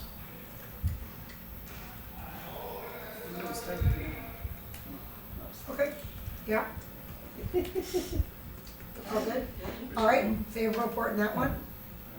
Next up, we've got ARB 32, 2026. This is 0 Corbin Drive for cups and cones. And Kevin with Hunwell Signs. really, Yeah, Now we're having fun. yeah, this is, I'm not a guess. I guess I have to say that every time, right? yeah. That's Your little Saturday Night Live skit. Right, exactly. It's It's good for all the people watching, tons of people. I know, right? I think we hit over Where are you from 20,000 or I something. know. I get calls from friends, they're like, You've got it. I never know what night it's on there. Good. Seriously? No way. Somebody Okay. Yep. Take it away. So, well, let's go right to the, It's glad to be fun to be recognized. All right. let's see what's got good. Next to Tate. Correct. Between Tate and Framebridge. Yep. One big awning. Oh, and the awning. Yeah, one awning with a graphic, so, well, probably heat press it on there, it'll be white. So it's just a little big for silk screening, but still. So there wasn't a place to put that, I just feel like there was, it's such a cute little graphic and color scheme on the image. That it was like the perfect opportunity for a stripe with scalloped edge and something to be like really bold, but there's no place for a sign, is there? Oh, I yes. just think it could have been really. Oh, instead of the awning? Like I think there was like a moment where you could have really leaned into the ice cream, design wise. Oh, LaSource put it down on the glass storefront. The problem we ran into is defense, left and right, one over the door and one to the very left. I don't think it shows it on there. You think it's like an alternative to the awning? Yeah, I mean, if I was a ice cream proprietor, I would certainly think that a, blue and white stripe with a scalloped kind of ending would be really cute. That said, I understand the utility of this, right? So We proposed. We explored kind of what the working- options are. We Yeah. did, Yeah. we explored with all different Different colors. And stripes this is that it. worked with the logo. And they felt like they do agree with you, they love their logo, it's a good one. And they felt like at the end of the day, it popped better, presented this way on their, with their teal Mhm. as the backdrop. We tried those scallops. but- Yeah, I think so. The part of my thinking is the name also Cups and Cones of Darien. It is, and that's their legal name. Okay.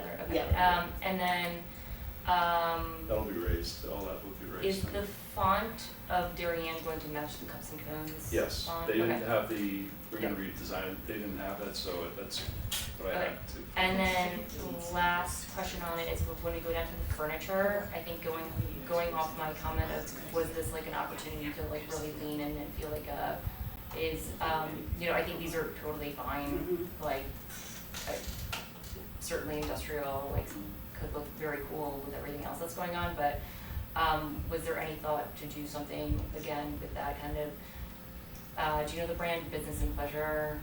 Yeah, like that kind of scalloped, the slightly more ice cream vibe. You could definitely show it to them, those are Yeah. good things. And They're flexible on that. Yeah, and I think that this was kind of like, would you like this idea, and showed it to you, but This they're will- not married to it, this and will what look they great. also want it to be very cute. Right, so this looks great in Corbin, like, I mean, it looks great anywhere, it's Yeah. an industrial bed Yes. with all the brick and everything else. I just think as an ice cream store, I would have probably pushed for the slightly more fun 1950s kind of shop moment. What was that brand called? It's called Business and Pleasure. It's really cute, yeah. Is it metal?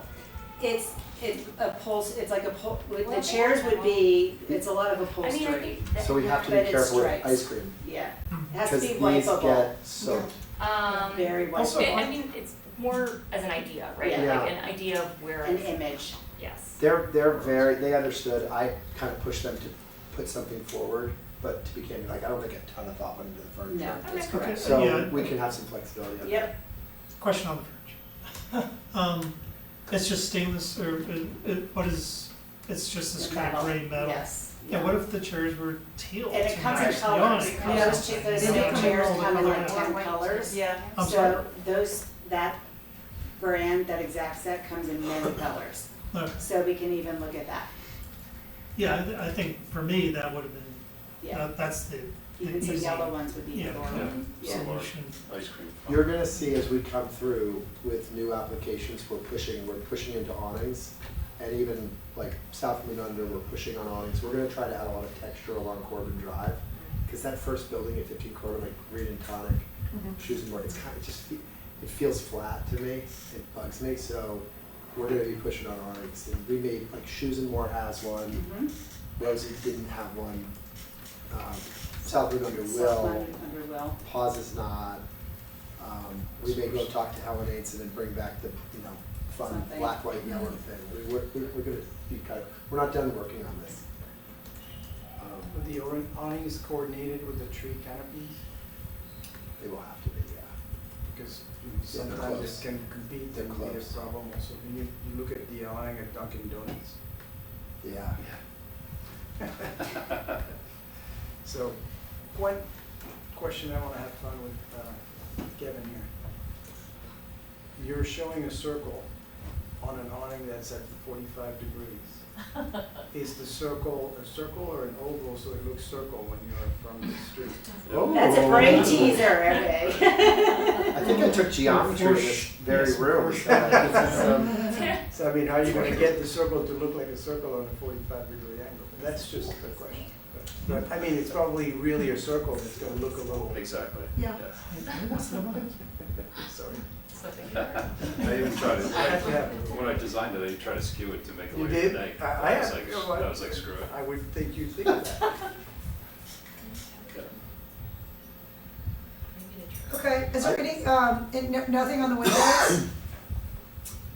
So, not yet. I think right now, which Anna, the owner, was really thinking about, she wants to think about how window vinyls would be done because of the vertical trim going down the glass. So she really, it has to get a lot of thought so it looks centered, it's done right. So she didn't want to have that anything yet. She's thinking about how to do that. It probably won't happen. Yeah, is my it's, guess. She has an existing store in Old Greenwich, if you have a chance, go. It's Longford's Ice Cream and frozen yogurt, and it's very colorful on the inside. It's really cute. Yeah. They do birthday parties and princess parties and all kinds of things. She's very community oriented and really activates the place. Great. And slightly unrelated but related, so Gopher will be going away and this is the main ice cream shop. That's the plan. They have the plan? We're in litigation right now, to be candid, so. Oh, really? Oh. He thinks his lease continues, we think his lease ends in a week. Oh, And interesting. we've signed a lease with Magnolia Bakery for that space. Oh. So we'll be coming to you with Magnolia Bakery soon. Okay, got it, okay. So you will only have one ice cream shop on the site? Correct. That's the plan? Correct. Yeah, hold that for soft. They'll have frozen yogurt. It just, Gopher was too dirty, I couldn't take it anymore. You stuck to the Just walls? so dirty. Yes, it was sticky. Yeah. Sticky. I thought I would get crushed as the local developer tossing out the ice cream store, and there has been no negative feedback. Oh. But this is ice cream or just yogurt? This is Longford's Ice Cream, It is ice cream, the so- original yeah, ice cream that okay, Gopher yeah. had, Yeah, and then frozen delicious. yogurt. Have you spoken to kids about Yes, that? yeah. That's all They true. want froyo, Yeah. and they'll realize how much better a clean bathroom and clean space is when it happens. Alright. I think they'll be happy. It's nice. They'll have fun. Okay, so I'll put a favorable report, but to consider a more whimsical option for your outdoor dining? You got it. Yeah, we Yes, can do it's, that. again, it's like not a, this is serviceable, like, Yeah, I think it's a just cool like, idea. it's just a, No, it's a cool idea. Honestly, we spent so much time, we looked at probably 6 different awning signage variations. Yes. We really. We tortured we- Kevin. That's why he's so tired We tonight. dove in, we really did dive hard into Yes. seeing if the stripes would work. We also hate the Then we came with louvers. this, no color, we're like, okay, We're trying to hide the louvers wherever we can. yeah. those are big, yeah. And we there tried was no 3 room for letters. awnings, and it looked too broken up, or 4 awnings. We tried 3 awnings over the windows and then a sign, putting the sign over the front door. I do- It works well with that. Like the general louvers, I don't know about you guys, but like as a pedestrian, you don't, I mean, it's really, the louvers are on elevation plans, like they're not. There won't be they- any air blowing on it or anything. But you don't see them walking as a pedestrian near a storefront. You're looking at all the visuals. Yes. Yeah, The you're not, they're visual up cues. above you. I mean, they're at like 14 feet. They're very high. They're at 14 feet, Yeah. basically. Yes, and you're looking into the windows, you just Yeah. don't We don't need- experience, outside of this architectural plan, you just don't experience louvers usually, But I unless. think on Asha, we concealed them. Right? Correct. Asha, we got rid of them. Yeah. Millie's, we're getting rid of them. Mhm. Framebridge doesn't have them. Right. So we're like batting 900, something like that. Okay, so I think you guys are off temporarily. We're going to ARB 33 400 Heights Road. So that's not us. It's Can not we do you. Rosey, No. since she's here? Rosie's here. Unless we're screwing someone up. We've got, I gotta go with this agenda. Okay. I'm so sorry, guys. Rosie, I apologize. We have ARB 33, 2026 400 Heights Road, Romanacci's. I'm 410. Is Romanacci's not here? Oh, I'm Romanacci's. Yeah. I thought I was 410. I'll be that number. Okay. Oh, great, okay. We'll take Yes, Romanacci's Restaurant, yes. And this is PL 26107. Right, so hi, I'm Kevin with Thorndal Signs, and this is Romanacci's over Heights Crossing. Okay. That's what we got.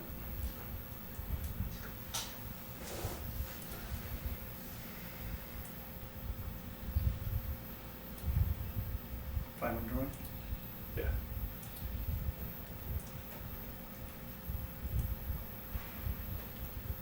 So before we go into the signage, Laura, right? Yes, Maura. Maura. Yes. There will be a conversation about there are two storefront windows that happen to be needed to be back of house. One is a toilet wall, the other one is a cooler and freezer. And that's facing towards Raphael Bakery, like on the backside, kind of like the backside of it.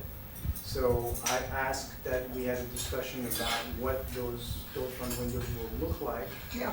What treatment is anticipated so that we avoid some of the previous problems with Yeah. seeing the studs through the frosting and stuff. Okay. That would be Two parts then, signage and architecture. Signage and architecture. Signage? Signage. All right, so let's go down. So we're allowed to, I'm curious on how many signs we're allowed to propose here. We have 3, obviously we're asking for 3. But I see 2 on the paperwork. So these are all.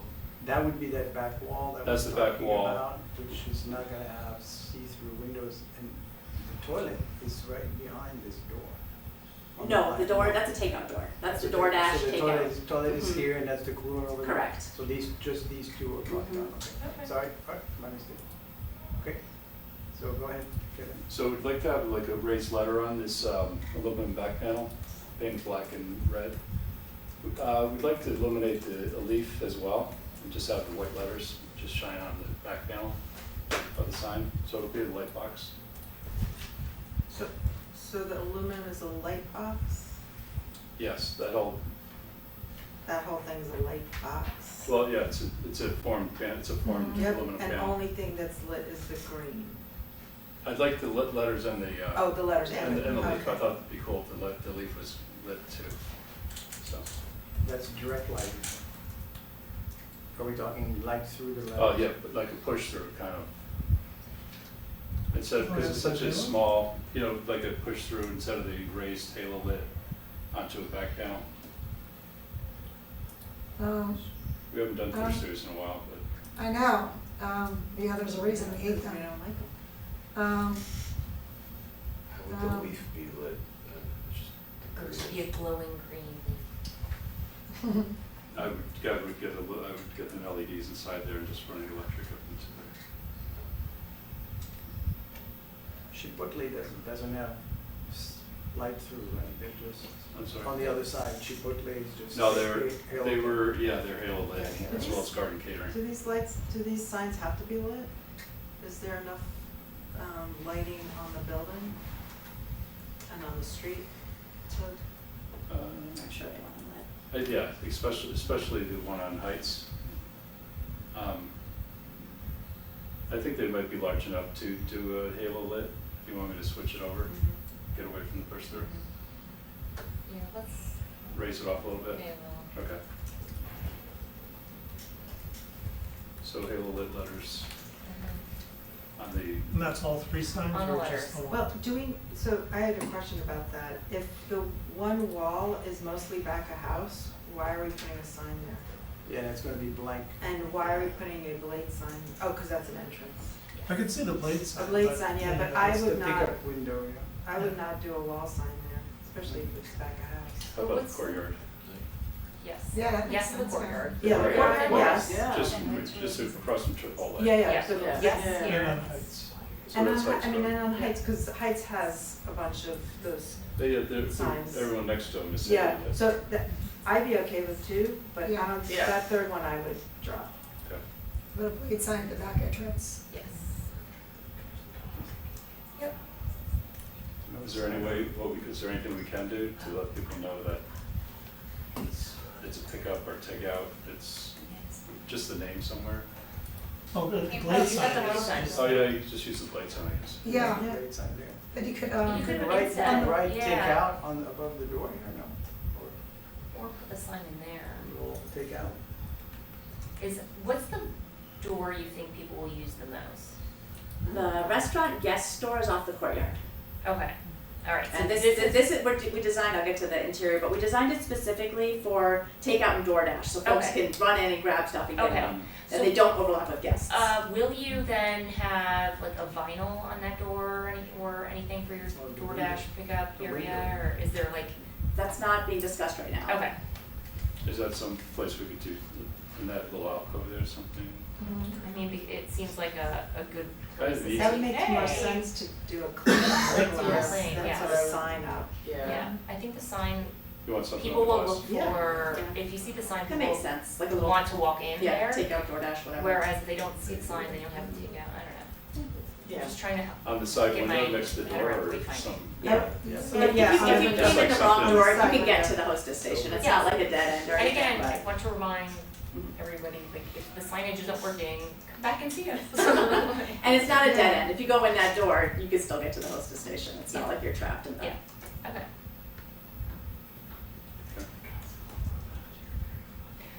All right. So just to. Is there, are there two blade signs?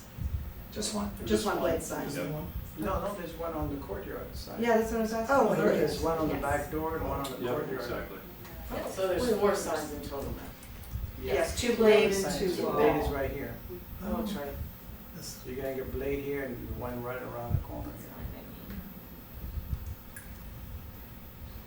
And what's the length of the blade sign again, Kevin? What's the size? Oh, yeah, the length of one. Let's see. Was that in there? Sorry, Was it? coming. I saw it somewhere. Yeah. There it is, 36 inches long. And it's an aluminum blade sign? Yeah, aluminum erased letters. How thick? The frame itself is 36, so if we can go to 30. Can I look at the courtyard image again? And that's two-sided on the blade sign? Yeah. How thick is the blade 3 inches. itself? 3? How thick the blade sign is? 3 Yeah. inches. Okay. So this is, on the spot, I'm just bringing this up, but there's a, the entrance door is actually to the right of center. So with your permission, could we talk to the owner about which door to put the sign over?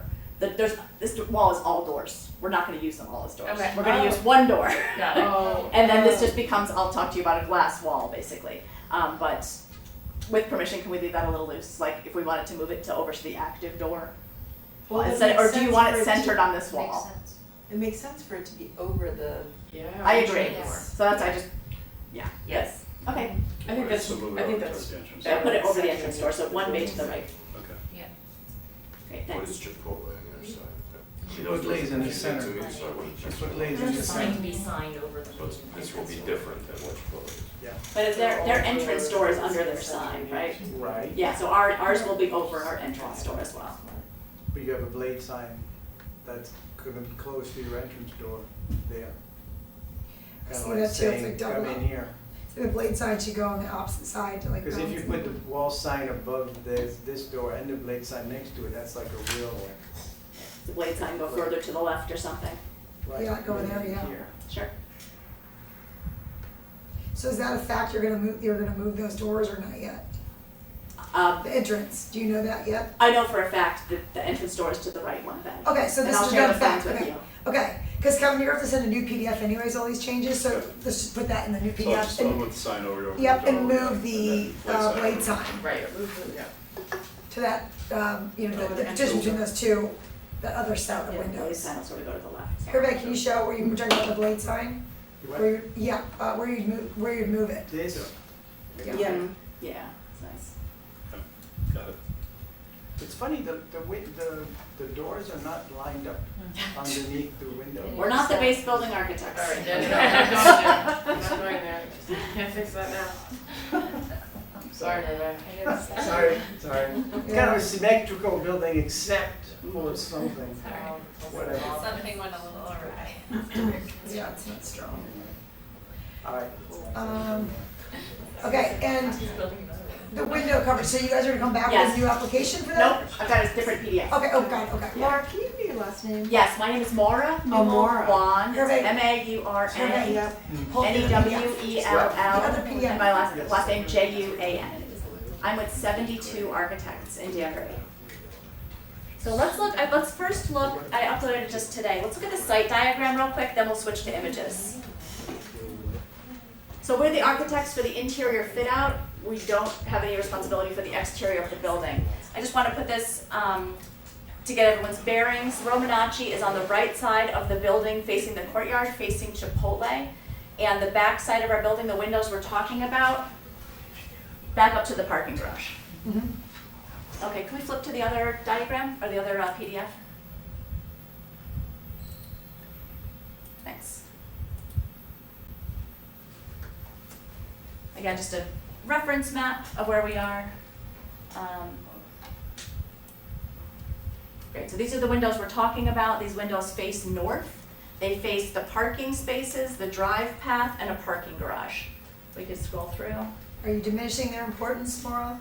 I'm highlighting their features. It sounds like you are. That's the main vein back there, though, right? The main drive-through vein. I would consider Heights Road the main vein, and the courtyard the main pedestrian passage.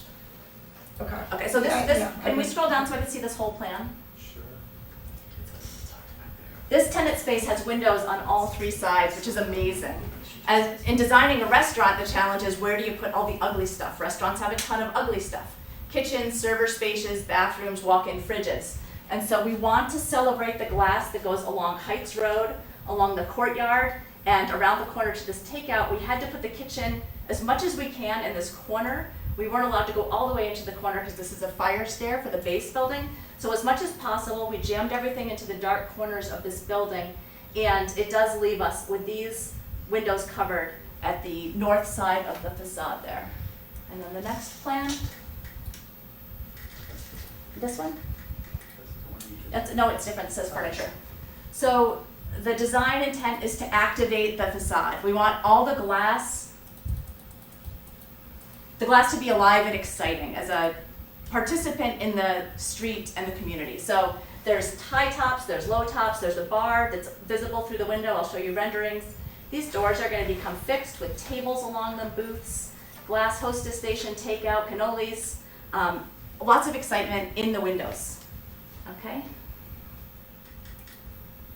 These are renderings we did of the interior. Walking in from the takeout window, you can see straight through. This is my takeout DoorDash desk. Am I blocking you?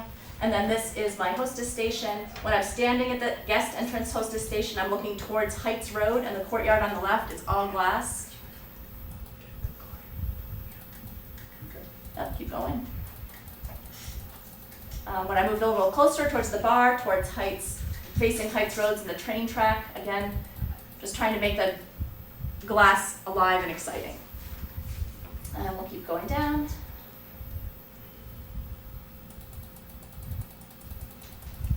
The windows are on the north side in the back here next to a service utility, landlord's utility room, fire exit.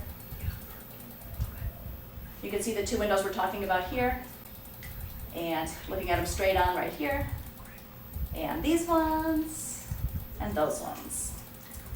And so the view from the windows, when I'm standing at the windows and I'm looking left, I'm seeing the opening to the parking garage. When I'm looking straight forward, I'm seeing the opening to the parking garage. When I'm standing at the windows looking rightish, I see the parking garage and a little bit of the cafe, and the courtyard and the road and parking spaces. So all of this glass will be activated and exciting and fun to look at.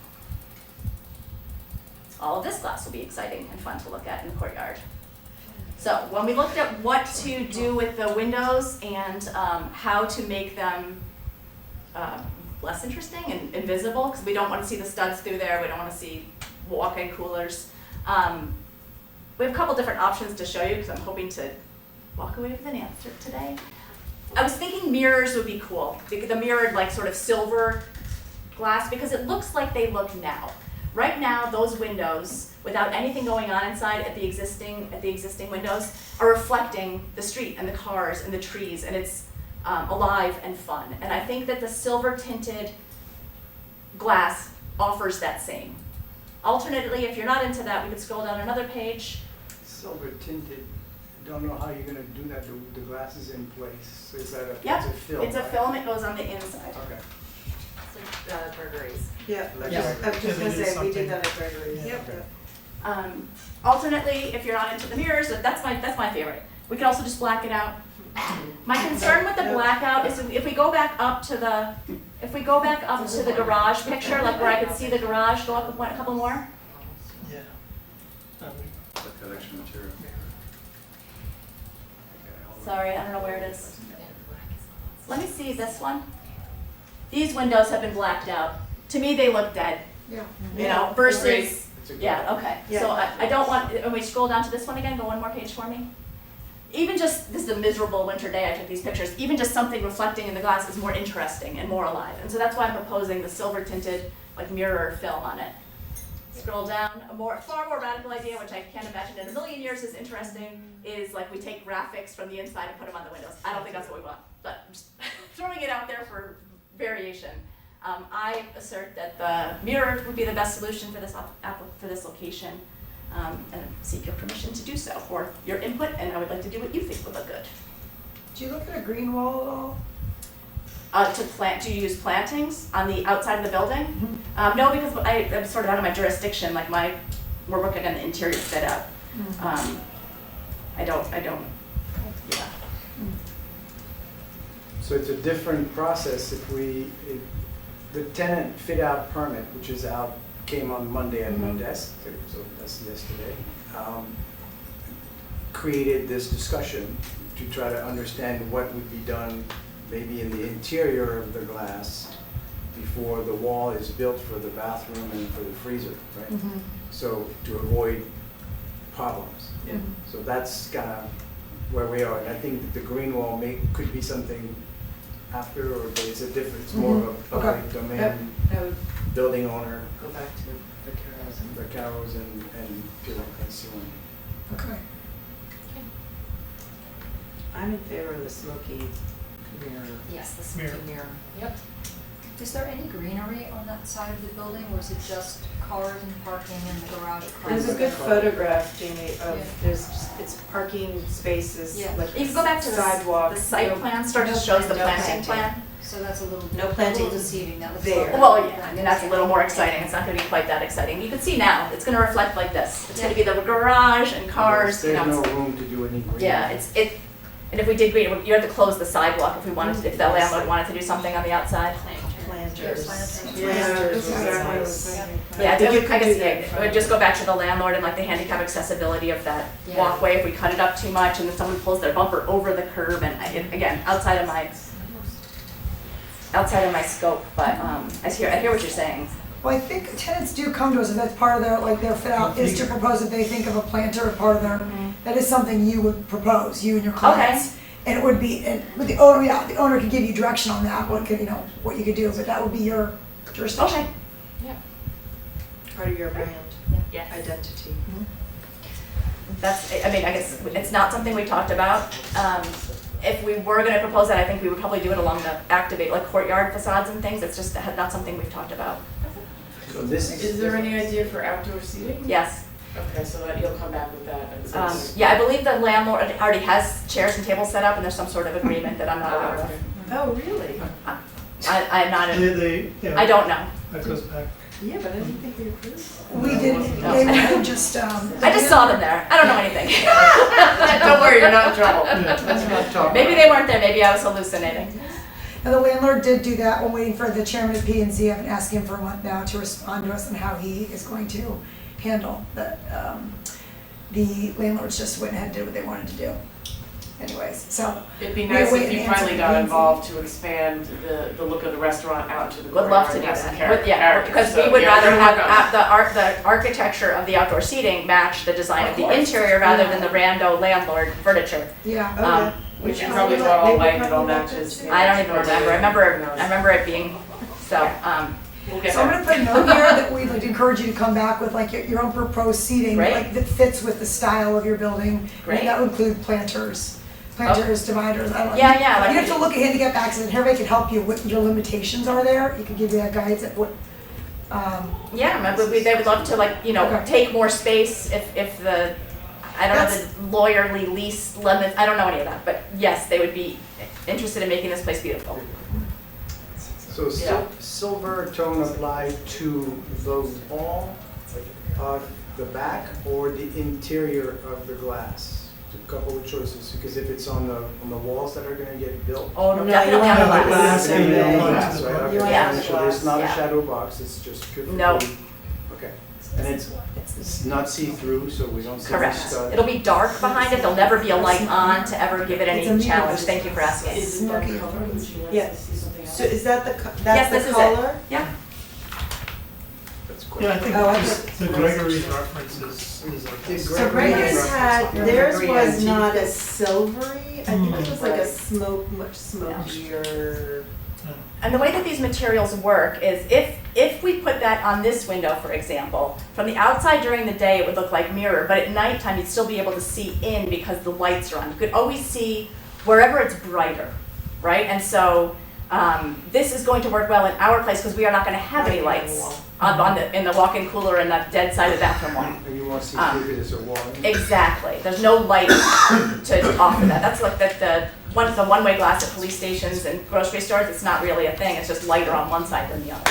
Yeah, there's one question I have for you. So that covers the entirety? Yes. There's no transom and light above? I don't want any light to, I don't want to have any ugly stuff. There's duct work and all sorts of, Cool for you, okay. yeah. I'm gonna hide the ugly stuff. Thank you, the whole Yes. window.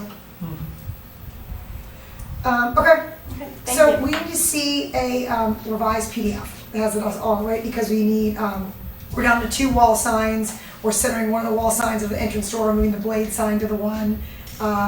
We're gonna show the cling, like a window cling, what that kind of copy is, that language is for the one inset area for the door, the takeout door. Yeah, on the window, yeah. Okay. Yes? I was gonna ask, On the window, on the window. On the window next to the door. But we're gonna separate the two things. exactly, they would love to get going on Because, underslab plumbing before they have to commit to like a DoorDash sign. You know what I mean? Like, is it Sure, possible no, to yeah, separate those? you can divide that up. I Okay. need to see, we need to see a revised PDF to approve that of all those different things. And the same thing, what you're gonna propose here, you got a vision now, so maybe you could do a second one, like a second PDF for the window coverage that has the selection in your PDF of what you're gonna go with, and, what was the other thing we just decided there? Yes, that was it. The blade sign movement. That actually can be uploaded to the building permit for the tenant fit up. Okay. For the mirror, like, yeah, because I mean, You just send me a picture of yeah, that, like, we can it's gonna be refer to it. Photoshop of what that looks like Well, already. the specs of this. Sure, yeah, And- okay, and great. I'll put that in Thank you. here, and this way I can approve the tenant fit up Thank you, permit. great. Appreciate that.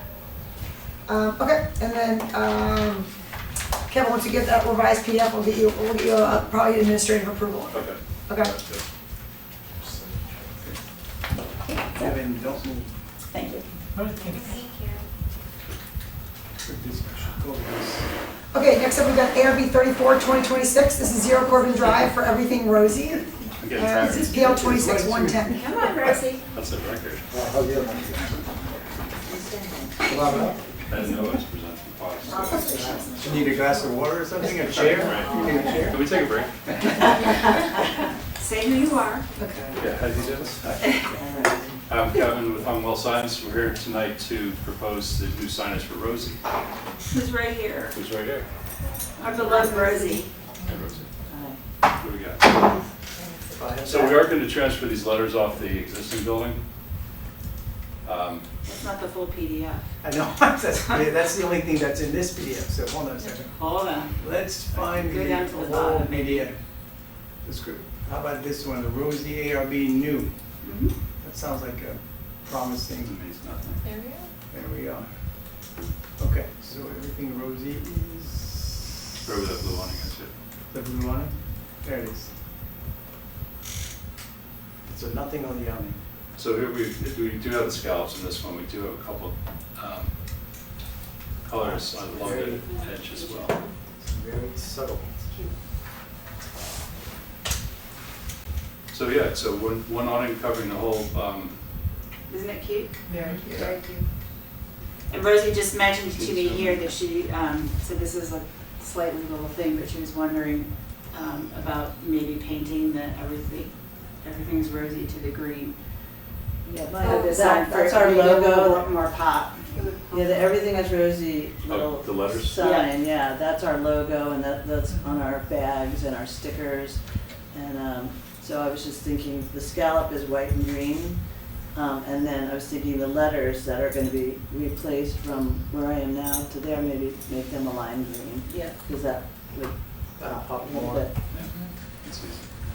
Or can you edge the letter with some green? On a little filigree. Yeah, maybe a little art class. Yeah. Little art class on that. Jack up the I think price. green was a good idea. Yeah. Green would be We're working against that together. paint color. I think that's very cute. Yeah, if David's paying would for it, actually- whatever's Dave's more got it. expensive. Oh, well then, we'll definitely Yeah. paint on the edges, you know, add a little. Signage is on the tenant. Yeah. First one was on us. And that's apply cut letters, apply 1-inch spacers. Well, right now we can raise them off. Right now they're on the existing building. They're right against Okay, the wall. yeah. So they're flat, okay, They're flat on the wall. Yeah. all right. It's cute. But I can if you'd like to see the new color It's on cute, the letters, isn't it? I can show Yeah, you. super cute. I like the scallop. I think it's good, it's good. And I think the awning's going to be pretty nice too. Yeah. There's two colors in there. I don't know if you can see that. Yeah, no, it's Yes, great. the Scallop. green piping is a cute Yeah, detail. so- I really like that. And again, just the existing light sign we're moving over. Yep, great. Okay, good, all right, fair report there. Yeah, thank you. Nothing in the inside. Riverboat Oh, there's no has- blade, oh, wait, no, there's blades, I'm sorry. Yeah. Existing Where- one. It's the existing one. And it's outside your entrance door, so actually wanted to To the clarify that. left, right? It's on the left. Yep. Oh, I see how you ordered it, that's why. Is it lit? No. No it's- lighting. It's actually the one that's there now at her store. Yeah, yeah, We can put and it the wasn't lights on. lit. There's lights on the post, the mounting post, the Oh, bar. They have okay. those two lights. Okay. But we can easily do that again too. The blade is in the tree. Okay. I know. In the rendering. I was Damn like, trees. In the rendering. I know. In the renderings. I fixed it for LaSource. Okay, I'm gonna get you a favorable report. Thanks for waiting, Rosie. Oh, Sorry it took so sure. long. It's great. I'm good at waiting. All right, that's good. I think you sell those earrings at your shop as well. I think I do. Yeah, I think you did. Like it. Stop on by. Coupon, right? I know. Now we're at ARB 38, 2026. This is for 873 Boston Post Road, called Countdown Fitness. Kevin from And Viewpoint PL, sorry, Viewpoint's PL 26116. Yes, this is a new place going in, Countdown Fitness. If you're familiar with this area, it's right across from Heights Pizza Yeah. right now. So they redid this facade of this building. So what we'd like to do, let's see. Go down one more, Rosey. Just You scroll want that down. one or you want the back end? Just scroll down a little bit on the second one. That's it. I'll scroll down. Yeah, scroll down. There we go. So, yeah, nothing illuminated, just a flat cut, painting aluminum. So it says white acrylic? Is it- Yeah, what acrylic. Just the I color kinda- looks I a might- little bit more of the Is silver that the stuff. facade now? That's what it looks like now, yeah. So there, it's mounted onto a board that's mounted to the fascia, or No, is it well, individually mounted individual. letters to the existing fascia? The existing, that's what it looks Okay. like right now, the building. What is the fascia? It looks like boards, like, is that like? Yeah, it looks like acre? cedar, kind of like, I was watching them do it, Yeah. just planks, like maybe 5-inch, Yeah, there's a material called acre, that's what it looks like. like it's like an It's, all it's, weather type it's plank. essentially, it's a PVC with rice holes. That in just it. I don't lasts. know what to say. I don't know if you want to Acre, note that on record. ACRE. P and Z. I just, I mean, without, It's I'd kind of like actually one go of these take a look at it. particle board, not a particle board, but like a, It's a it's like an composite. all-weather Yeah, decking type of board. yeah. It's different than How far over does that go, those boards, does it go over to the former? Yeah, it's the exact, yep. It's the It whole goes all the entire way- building. Yeah. Was that Quarries? The old, I think, yeah, very similar. So the back side is interesting, though, there's gonna be some discussion. They need some work on that, yeah. So what do you guys think about that one? They did that front facade without coming to Airbnb? Yes. The Yeah. cedar part, yeah, I would say probably yes.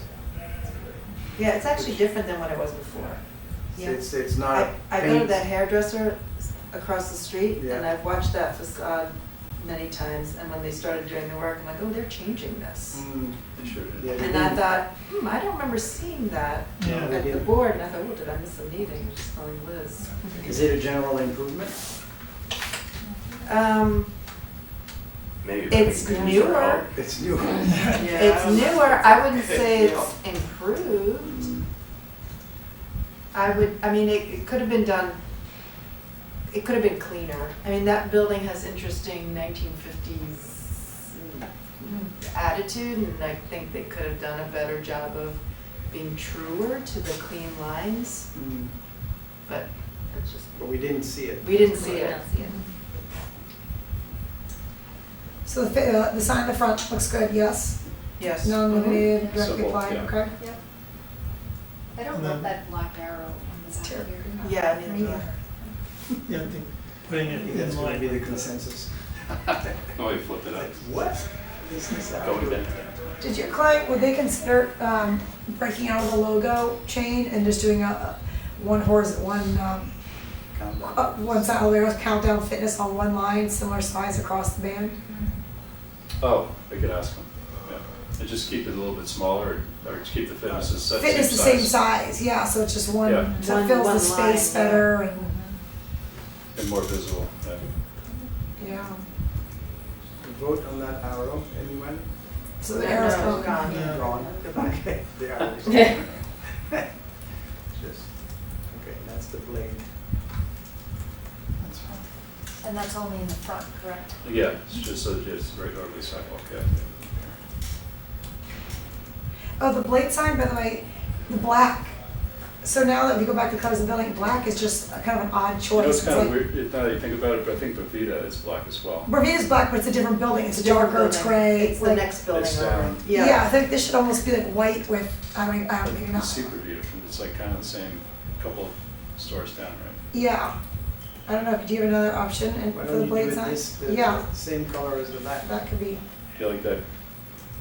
Do you like the gray or you want? Yeah. yeah, that's a good idea. Gray works. Yeah. I think it'll pop anyway, so that'll be Yeah. fine. Okay.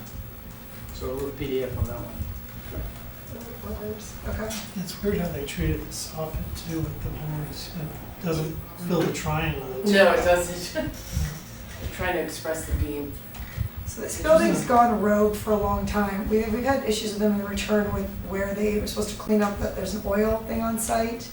The tank in the back. We had ongoing regulation issues with these guys. There were the screen, the wood screen. The wood screen in the back, we kept asked them to coming clean it back. up. We met with them and tried to fix this, so it doesn't surprise me, these changes have been made. I'm surprised that they have a building permit still. They've been given a building permit? Well, for siding or painting a building, you don't need a permit. Mm. The only thing you need is talk to ARB about your cars, but. Really? No, you don't need a permit for that. For what they did? But they replaced what was there. That's different than what was If there. there's nothing structural, and it's the same, a siding permit, maybe a siding permit, but that's not coming through me at all. Don't they need a build-out permit? For what's inside, tenant permit? Yes. Well, that they would, yes. I They don't know if will? did. They haven't yet? They haven't, I haven't seen it. They're doing Okay. something. Okay. So maybe I'll look into what's going on with that. Yeah, I'm curious who the owners are. I think there's The new broken owners. light poles in the back has been for decades. Yeah, the decades, it needs to be, like, I feel like part of like the approval needs to be addressing the overall, like, the backside of this Yeah. building. Okay.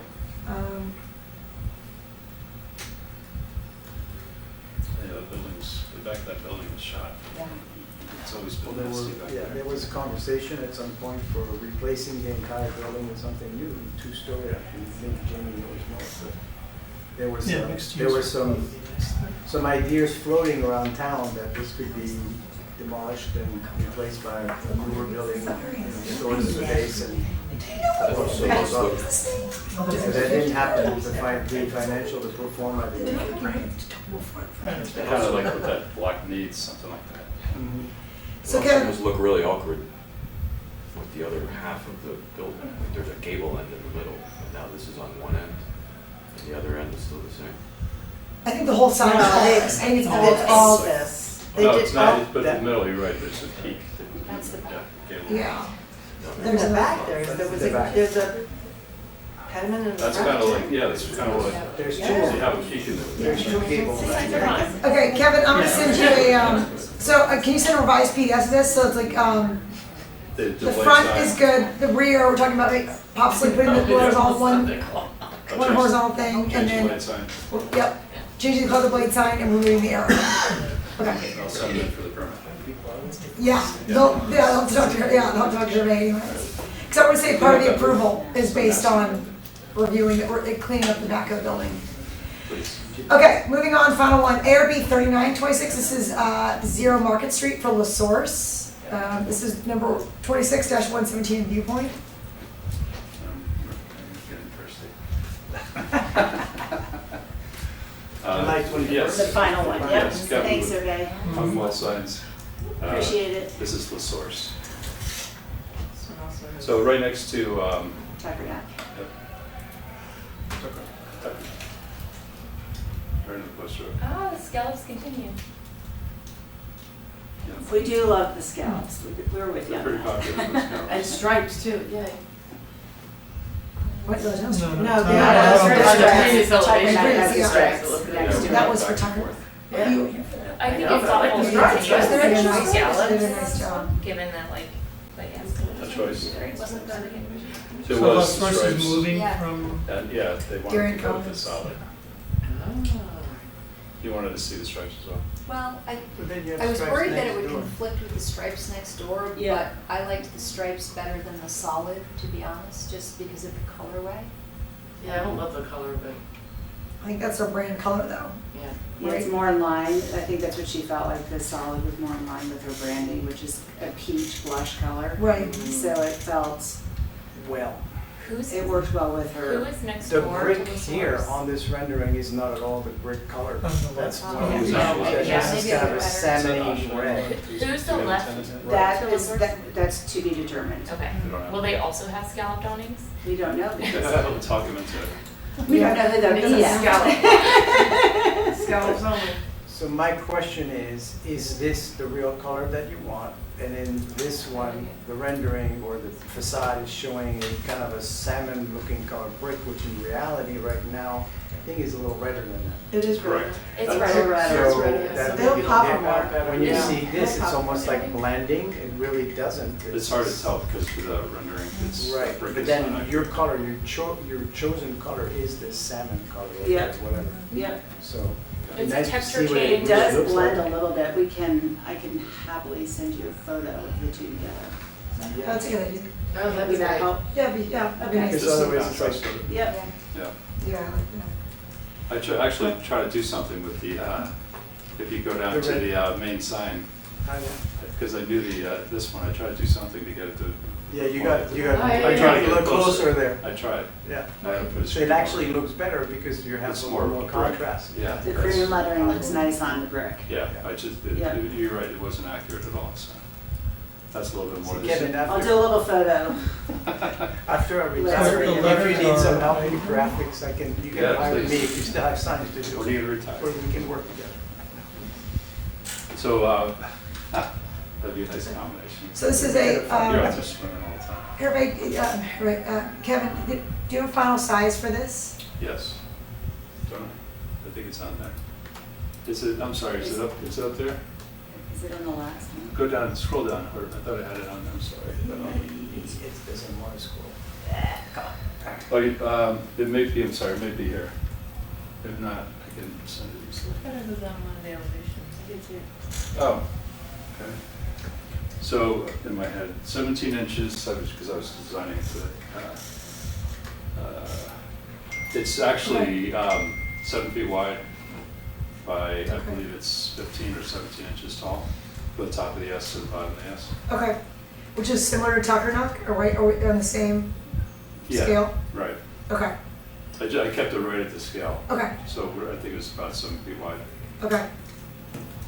All right. And the blade sign is The blade sign, actually, we're moving it from Darien Commons. So Yeah. we are going to paint it.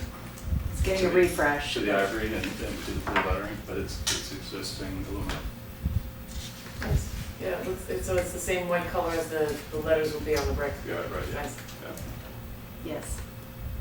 We're just going to move it over. Okay. Looks pretty. Yeah. It's the 3,000 on that? And Yeah. wait, and none of it's lit? Yes, this will be illuminated. I was just This wondering whether, LaSource is being illuminated. yeah, that'll be halo on the wall. That's very pretty detail, the S and the A there. That's gonna be interesting. I'll have to thicken up the stroke a little bit, obviously, to get something in there, but yeah. I think it's got Or no, the color lines. you could actually argue You're gonna have for fun with that. Making that right there. We didn't want to put it on a, a box, no. Oh, it's sexy. This was definitely the prettiest Shop there. approach. Yeah, Oh, this is yeah. nice. Yeah. It's great. You good. Such nice. Okay. I drop. Is that a favorable report as is? Yep, yeah, work as is, yep. Okay. Thank you. Thank you. Guys, can I- Thank you guys. Oh my God. Okay, all right, Kevin, you're dismissed. Go home, please. All right, under other business, we're now moving on to talk about the POC draft. And to give you guys, Anya put together for just a quick review of what you're looking at. We don't have to dwell on this long. Yeah. But I just want to let you guys know, background, we put together all our recommendations and we sent them to P&Z last July 2025. They've been discussing them. I have not gotten word on what's been included and what's not been included. I've just heard the multiple reiteration from the P&Z chair as ARB's input is only advisory. He's made that super clear to his staff, to his board members again and again and again and again. And so on whatever we sent them, I'm not sure how much has been included. Anya. I had a nice little afternoon with Gemini, is what this is, and the 2016 report, when I read through it, it was very specific. It made planning and zoning recommendations on how to keep Darien kind of looking like a coastal little town, and was very considerate in how how we should adopt things moving forward. And there are certain elements like the parking between 95 and Heights and having landmark buildings that finished visual corridors that are called out in the 2016 report, and the 2026 report, like that, first of all, was pretty much thrown out, never listened to, nothing was adopted, my understanding. The 2026 report, on the other hand, is kind of gets rid of all those like more granular things. It doesn't call out recommendations for things. It really is most of the report is an airing of grievances that everybody in town is unhappy with the amount of development in town. And then proceeds to not really make any recommendations, or many recommendations on how to maybe alleviate some of those things other than to stop developing. So I kind of bounced back and forth with Gemini for a little bit, and we came up with the kind of really what's the difference, what was in 2016 that's not in 2026. And I recommend you guys read, and I think planning and zoning is still, or the town is still taking recommendations on drafts, but I do think that some of these things should be included. I do think an FAR in our town Oh, absolutely. Is, should be the way that we go, so, because the houses in town are only going to get bigger and bigger on smaller and smaller lots.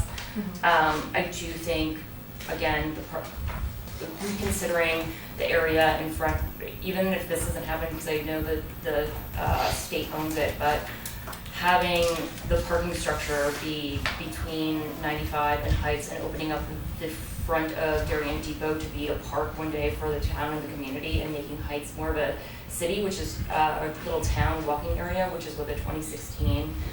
Now, a lot of the stuff in 2016 is moot because obviously Corbin District and Commons and Heights Crossing were not yet developed, and it would have been nice to see the recommendations in the 2016 report be reflected in those 3 large developments. But again, this is kind of just a really brief overview on what was in 2016, what that is not in 2026, and whether or not any of those elements you think should be reflected or continued on in the 2026. So there's a reference, I read through the draft today, that we as a board recommend folks go to the Darien Design Guidelines document.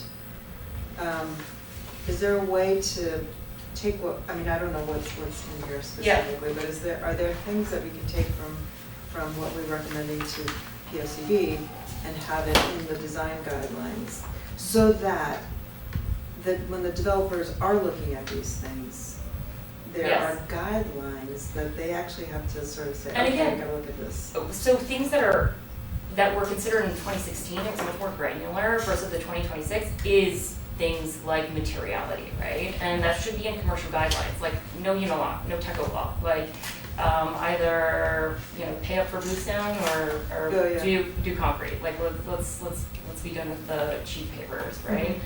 Unless it's brick, which I will concede. But the process, though, to include that stuff in the guidelines, Hervé, correct me if I'm wrong, but the process, if we were to take this and put recommendations into our actual guidelines, is that through P&Z? Is that P&Z has to approve it or guidelines, or can we put recommendations currently in guidelines as they exist? That would be a good question to ask Jeremy. I can't answer that question. Okay. I'd rather not say something more. I actually think that we can recommend to change our guideline. I think we can recommend change commercial guidelines for our ARB section. We can recommend changes and include those in there. Sounds logical. Yes. Well, Leslie McCauley wrote the planting. Right, we did those and changed that stuff. Yep, I remember that. Just because, instead of trying to push a boulder up a hill, if there are ways that, if we're seeing things that are falling through the cracks that we've recommended, where is our place where we can make some impact? And if we have a little bit more freedom to change the guidelines, for example, to catch the stuff we're talking about. The commercial guidelines do consider a very traditional lighting, bench, outdoor dining plan, but those are in there. Like they're in the guidelines. It's pretty, it's like cedar and wrought iron benches, right? Like it is. Jamie, you have such great experience with this. The point of the POCD is that it has to be in here for what to be for X, Y, and Z to happen. Can you explain that? On its most basic level, developments that are being considered or other infrastructure changes around town have to be consistent with the town plan of conservation and development. But as you're having this conversation, it does sound like the design guidelines would allow for these more very specific recommendations to live on in perpetuity. You were seeing exactly what you said. There's a major shift between the 16 plan and the 26 plan. It's kind of disjointed. This current plan calls out, and I just skimmed it today too, very one-off specific things that the town might be looking at rather than a wholesale, what I would consider to be a plan of development. Right. So if you put it in the guidelines, if we have any jurisdiction over that, I think that would be a more sustainable place to incorporate. If this is your conclusion, then it seems like a huge miss. I mean, I feel like we had this discussion way back about who was writing this, like who wrote it, I and don't- why isn't the onus put back on them to go back and do a I better don't job, essentially. view the 2026 draft as a miss. I would say these are the things that were in 2016 that are not in 2026. So, but I do think that there are there was some simplification that happened in 2026, and I feel like this didn't do much for the developments in town, so I don't know how a more simplified version of that Would encourage would them to- encourage it, you know, like I think, you know, having another version of 2016 and 2026, like maybe we can lay it down a little bit more firmly and say, no, these don't apply. I mean, for example, one of the most interesting things in the 2016 plan was an analysis of what the facades of the buildings are relative to the road and the pedestrian experience everywhere, right? And I will tell you, if you do that line from 2026, and no one went out there and did the research, but if you do it now and you had the original versus now, like I can only imagine what that graph would look like. It was kind of, it was right. It was kind of just thrown out, candidly. So it seems a little, I mean, again, a little, dangerous isn't the right word, but if the 2026 POCD isn't meeting those standards, which I think, you know, we would agree 2016 did a good job of that, or kind of taking a step backwards, aren't we? I mean, the design guidelines are a supplementary document that can be flushed out, and it's reference that you have to also follow those. I guess that's a placeholder for it, but So I haven't read through it, but it sounds like, again, a lot was missed, I guess. I included footnotes on all of these things. Again, I didn't double check absolutely every single footnote on here. I checked some of them, but it is like me and Gemini trying to, you know, do this quickly. But I do think when I read the 2016 several times, and then when I read the draft of 2026, I was surprised. Like I felt like things were missed. And I was even surprised in the way that the questions were asked about housing in town, because I kind of felt strongly that the question was asked in a way where it could mean two things. You could, like, are you happy with the housing in town? Like, it can be taken as the cost of housing, right? Or it can also be taken as there was just, it was not the best worded of surveys. And that is something that I, have fleshed out with Gemini, and the 2026 plan as well kind of calls it out even in its analysis, saying, why is, something like 70% of people in town saying that they are unhappy with the development in town, and yet you have 50% of people saying that they're unhappy with the amount of housing in town. Because the amount of housing they feel went up exponentially. It's just they read the question wrong into the draft, which was kind of an unfortunate thing. So. What do you mean? So that you think that the question should have read, are you happy with the amount of housing, or are you happy with the cost of the housing? I would say it should have been split that way. Two different questions. Yes, Okay. it should have been two So it was different sufficiently things. vague. Yes, it was sufficiently vague where you're like, well, are people complaining because they can't find a house or they can't find an apartment, right? I don't think if the people are trying to find a really nice, 5,000 square foot, $2 million house in town and they can't find it, they might also be unhappy with the amount of housing in town. It doesn't necessarily. Yeah, it didn't answer. It's not, you can't say, and because of that, we need more apartments. Not that the 2026 says that, the report is very clear that, development, people are not happy with the amount of development. Although we're all happy with restaurants and. And the other thing that it calls out, which is very interesting, is if you've been in Darien for 10 years or more, you're unhappy with the amount of development, and if you've been here 10 years or less, you are very happy with the amount of development in town. So. It's also generationally, along generational lines, you can tell. Yeah. Although interestingly, a lot of the new housing opportunities have enabled those of the older generation to downsize and stay or return. Yeah. So. Sure.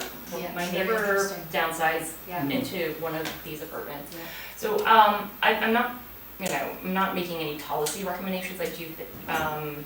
I just think that some nuances were missed in this view report that might behoove us to make a recommendation to planning and zoning, saying these elements should probably still be included. So if anybody wants to take a gander.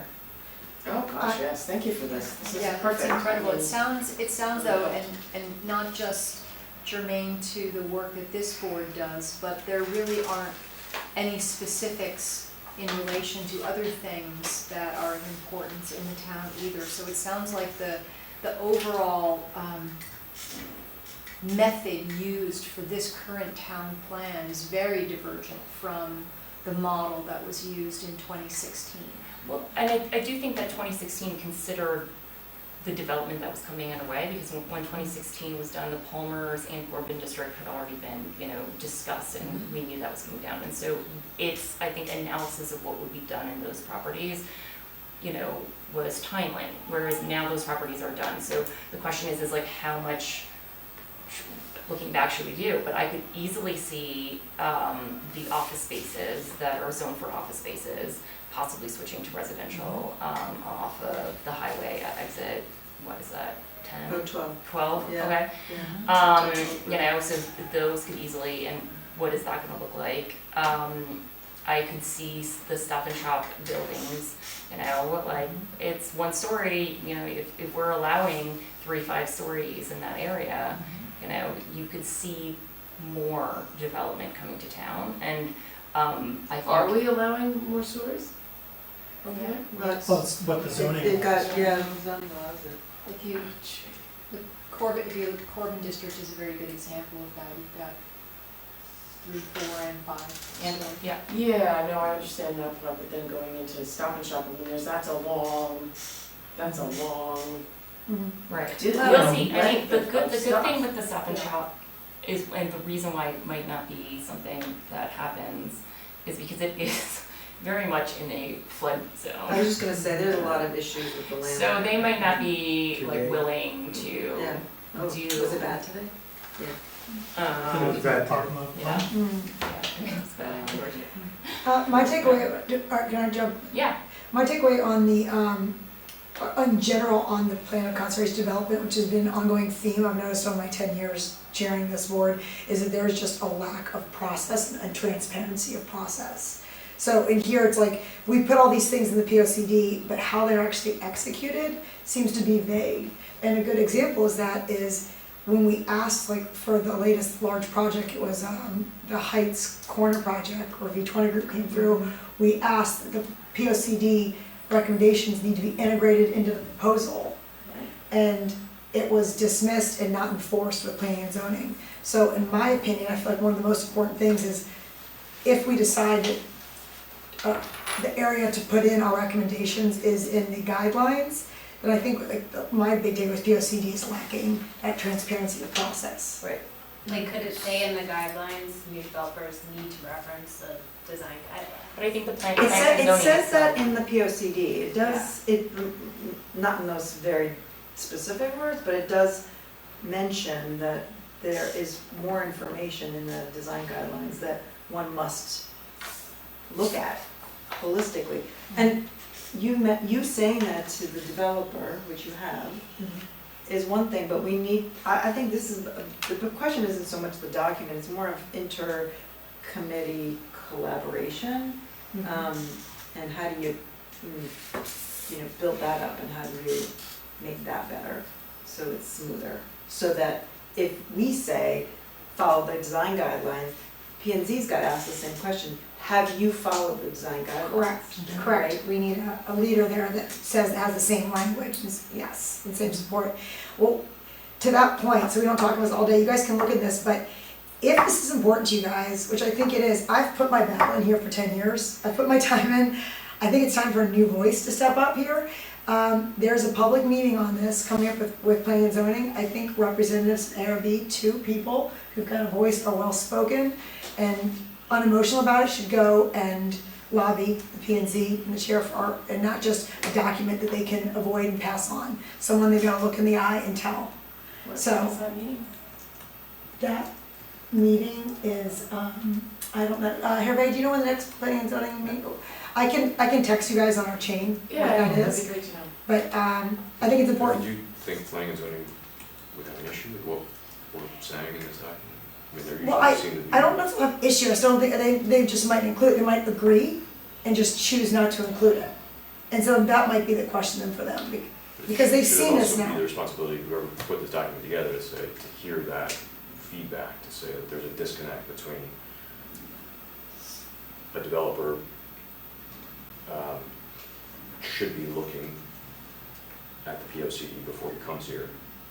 And if he comes here and we say, it doesn't seem like you reviewed that document, he says, oh, well, yeah, I did. Like, what is that process? What's a recommendation, like you said, for that process? Because I do think that is part of the issue that we've had is, like, some of the recent developments that have come through, like, have needed significant changes from where we sit on our side of the table. And if there was some sort of process that happened before they got here where they truly had to better align with this plan, we would eliminate hours of our time Yeah. that we've had to spend sitting here. And I don't think there's any easy solution to that, but it I feel certainly like should P and Z be. has been reluctant to say that or put that in writing, and I'm not sure why. I'm not sure, and I feel like there's an inconsistency with how they treat different applicants and applications, and again, I'm not sure why.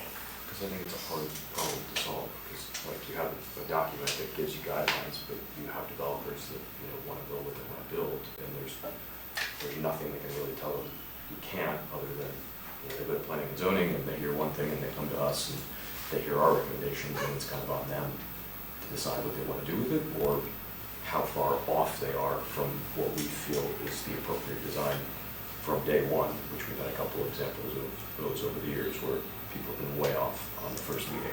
And we've talked a little bit about that, of, you know, should there be more of a pre-review in some way, so that they don't come here on meeting one and have an expectation that we're gonna make a couple comments and they're gonna walk away with a favorable approval that night. Right.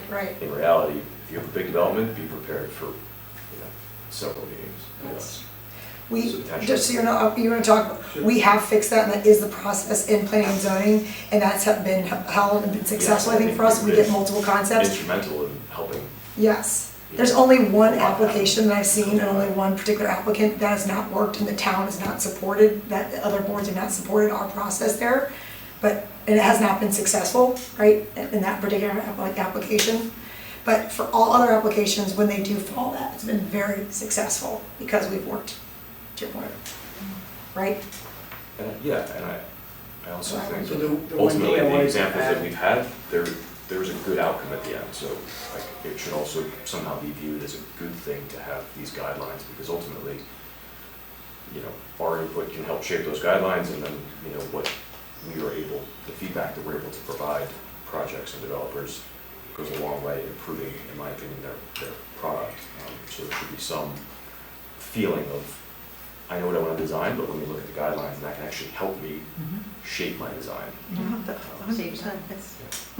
Yes. So what I have to say is a little parallel, it's not exactly feeding into what you guys are discussing with the design guidelines for people to look at and get inspiration from, or design direction, but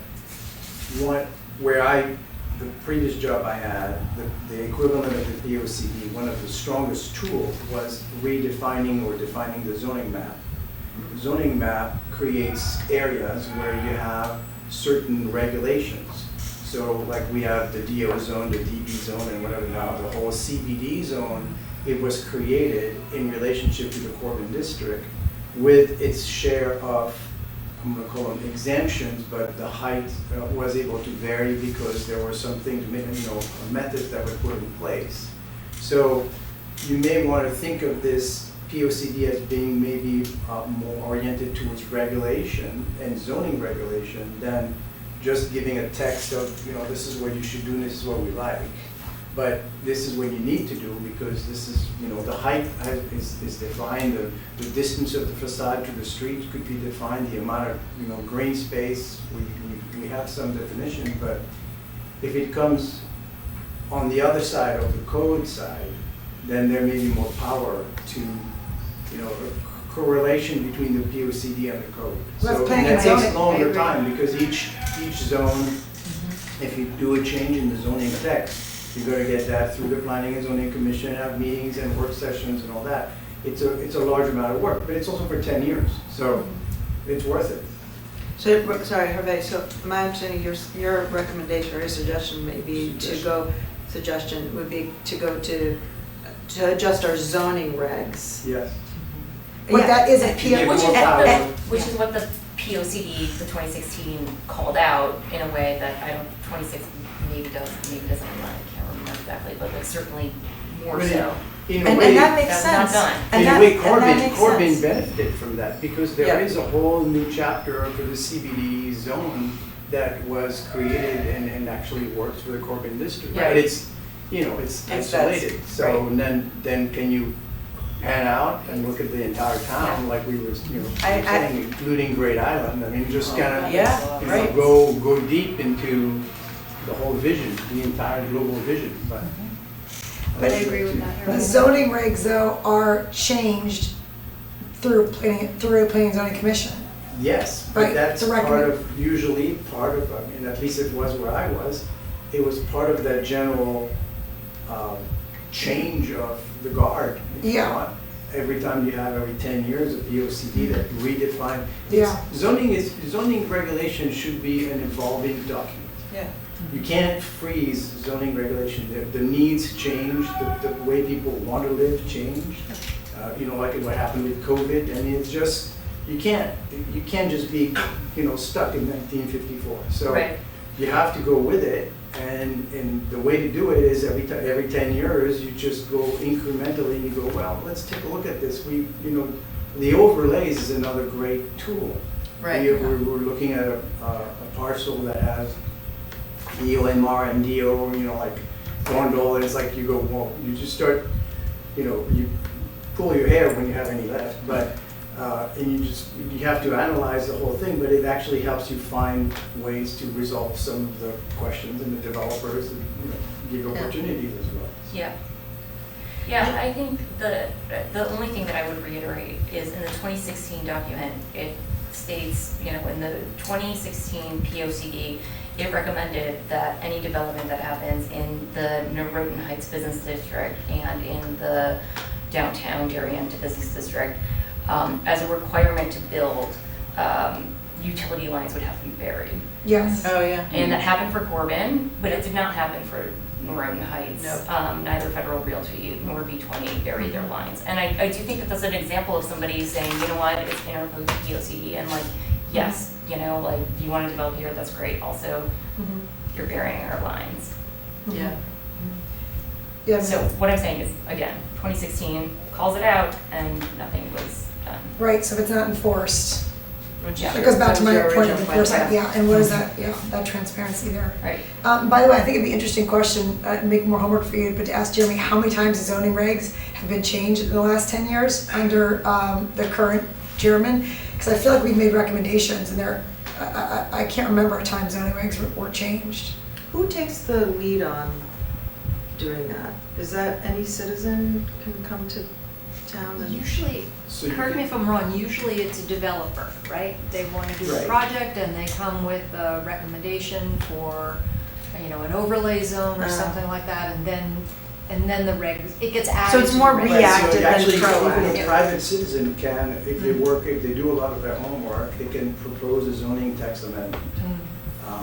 You know, there was one where I was in Maryland where the guy was actually quite smart. He wanted potentially a junkyard, and he managed to get. And it was near an airport, so there was not a whole lot. You know, there was No some neighbors condition. being. He was expanding his junkyard, but he managed to get a zoning text amendment so that it could be less distance, blah blah blah. And you know, you just have to put all the things together. Zoning attorneys are great at preparing zoning text amendment, and if they can, you know, they get modified, adopted with you know, modifications. But it's yeah. Right, it's being driven by outside parties coming You to the guys table. can do Could zoning we, text amendment could we proposal. as a board do that? Of course, I think you could. That might be an interesting, That would be. And I It's a could lot be of wrong work. about this, I have to admit, I've never served on planning and zoning, but I don't recall the process working the same as in your former place of employ, where along with the POCD, there was a regs review and revision. I don't believe that It to would be make true, but so if much you would sense. clarify It that would for make me, so that much would be sense great. to do Yeah, that. is the 2026 supposed to be a master plan for the planning of the town? Has anybody done a master plan of what they see happening, is it visionary? I mean, I think 2016 was close to that. Yeah, so Is that okay, but 2026 is kind of like, nah, not doing it. 2016, at minimum, re-envisioned a completely new development plan with drawings and traffic and a park and parking for all of Heights. And that, I'm sure, because money has already been, like the construction is mostly done and approved, that was kind of wiped, but I still think that good ideas should continue. So towns typically do that, right? Yeah. That they'll hire a firm, they'll come in and they'll do like an overall master plan that takes bits like the POCD, design guidelines, input from the developers and from, retail folks and the community members, and puts together something. I want to say I think Darien had done one like 20 years ago, maybe. Maybe it's time. But that's a big deal. It's an investment that this town has to make. It's Right. not. I mean, we could recommend that to maybe. Well, Airbnb could recommend that, but it takes more than just, we've done this in the past, but it takes lobbying. It takes us putting together a document and members going to Planning and Zoning Commission and saying, this is what we should do, and it's saying, why aren't you doing this? Why aren't you guys why aren't you guys considering this? Why wouldn't you? They, in theory, should be leading it. They should be leading, they're not going to lead it. I don't get the sense under current leadership that will be done, that's not the agenda. So if the agenda is town character and whatever it might be, or maybe it's preservation, or maybe it's exploration of different styles, or Is it really growth. planning and zoning that will create that, or is it devoted, elected officials that, Or both. I mean, I think I've seen it in towns and other places in the United States. I don't know where and it starts. Generally, it's, P&Z's the lead in at least, getting the bids out for these things and hiring the firms to do this kind of Right, stuff. but who comes up with the brain like, oh gosh, we need to really look at this as an overhaul? Who? I think the street setbacks need to be fixed. Like everyone I know who's not an architect walks down and they're like, why is this building so close to the road? the setback. I just feel like there's some basic things like that it's like, who's gonna. Well, Jamie, in your time, who asked those questions? Who challenged the regulations and to be fit with our town character? Yeah, that would have only been planning and zoning, and then those who might be self-interested in changing regulations Okay. for their own developments. Which didn't develop. I think there's a disconnect between what we're talking about here, which is a true municipal master plan, and Exactly. the fact that as lay citizens, we all believe that the town plan of conservation and development is that. Yeah. But, Yes. it tends to be a bit more of a laundry list of amenities and services and things like that, with certain things called out in it that the current administration wants to focus on, clearly, but not in a comprehensive way, by any means. Now, two words that were not mentioned in this discussion is form code. Have any of you worked with form code base? So this is, some towns have, that's no principle in the ones doing it. Some towns have regulations that include volume, setback, form-based code, not form-based code. So I don't think Norwalk has completely adopted, they have a version that's kind of weird. But I've seen some towns, especially with historic districts, that have very strict parameters for defining what the massing of the building is, their height, their volume, their shadow, all that. Well, that There's some Nantucket. there are consultants, Yeah, there are Nantucket is a consultants that great example specialize of in that. that. I bet you Greenwich has it. Yeah. Maybe. That's I mean, that's a direct, there's a lot of relationship between that and an architectural review board. Yeah. Because Yes. the people that are on architectural review board have certainly the most qualified vision of what the town should look like, and this is what this form-based code is. But that's a whole. Yeah, I remember it being a little bit controversial It's about 5 controversial, years ago. yeah, because you make some decisions Yes. on, but that's Yes. also part of the appeal. Right. I feel like maybe it might be less controversial now as people have settled into the amount of new build that's come about. People might be more interested and willing to Well, let's adopt. wait, I would more say about let's that. wait for the Thorndal permits to come online. Mm. You know, I think that's gonna be the traffic.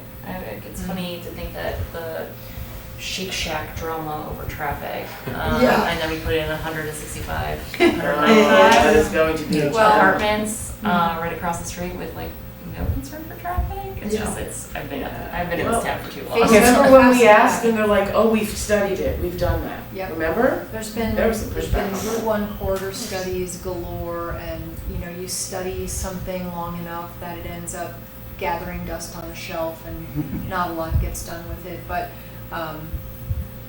recalling that particular corridor, we pushed hard for traffic calming, a signal at Thorndal when Shake Shack went in. State denied it because there was a traffic signal at the library and there was one at the I-95 interchange, and they wouldn't put one in the middle. It'll be very interesting to see how traffic works or Evolves. doesn't. Yeah, I would say yes. I think, I'm curious to see how that. They would just output, if you're left turning, they'll just come out and Hecker and wait for that traffic light, and that buildup will get. Right. So we gotta move on, so let me just summarize it. For anyone who has a passion for this, which I hope someone does, I hope a couple of you do, I think it's worthwhile collaborating, getting together, putting together a piece, and Hervé will tell us when this meeting is happening, and we will go into the Planning and Zoning Commission and make our plea in person. So it cannot be ignored. Otherwise, it will just continue as it continues. So just so I'm clear, is the request by this body to incorporate more of the specifics as they relate to our work into the POCD, or would we rather It sounds like look at putting it into the guidelines code in some way? Yeah, it sounds like that's a more successful presentation. I think where we can sort of put our foot down and say, these are the guidelines, this is what it says that you need to do, and go do it, because this is what the town has adopted. Mhm. And oh, by the way, the POCD references that. Yes. So, and we have control over it. Does the More 20 control over does it. the 2026, or I can't remember, does it still reference the commercial guidelines or no? 2016 I know does, but does 2026? So, I don't think it does. So let's make sure that That's the a big 2020, like that's the way we should, let's start with that. Let's make sure the 2026 Yeah. POCD Yes. references the commercial design guidelines. And I that think it is where does. our purview Hold on. ends. I'm And then as just also independent citizens, if any of you want to write to town about the other things, go forth. Well, commercial design guidelines. And if we're putting Yes. together recommendations for those guidelines, it could also be recommendations, it could be doing to guidelines and zoning reg text amendments, right? It could be. I think a re-review of the zoning regulations. Yes, it does reference it on page 103, 106, 109, 110, 113, and 116. Great. Yeah. Oh, okay. So it is referenced. Okay. Shouldn't be a difficult argument at this point based on how many new developments have gone up over the past 10 years.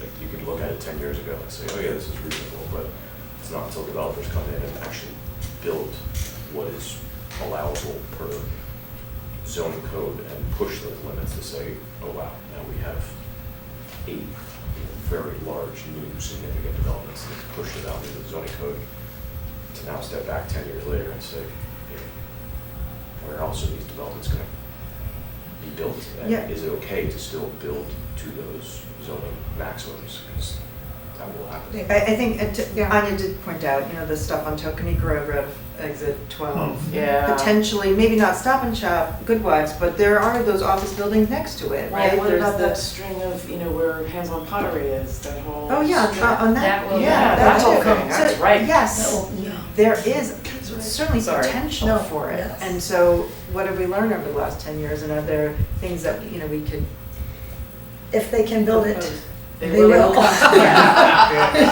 yes. They can build it bigger. Right. Yes. Anyway. And thank you for doing this. Yeah, Yeah, I was that just was trying really to, helpful. I've read both separately and sometimes I didn't want to sit there and like study them both and with a pencil, so this was an easy thing. Yeah. I'm happy to make an agent if anybody wants an agent. Genius.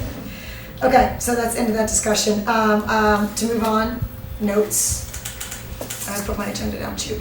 I need approval on the July notes that were written by Joe. All in favor? By Joe? Yeah, anyone opposed? Okay, they were great. All right, so you can include, I signed that, you can put those in. It is 9:30 PM directly. I have a movement to adjourn this meeting. No, come on. Thank you. That's what we're gonna do.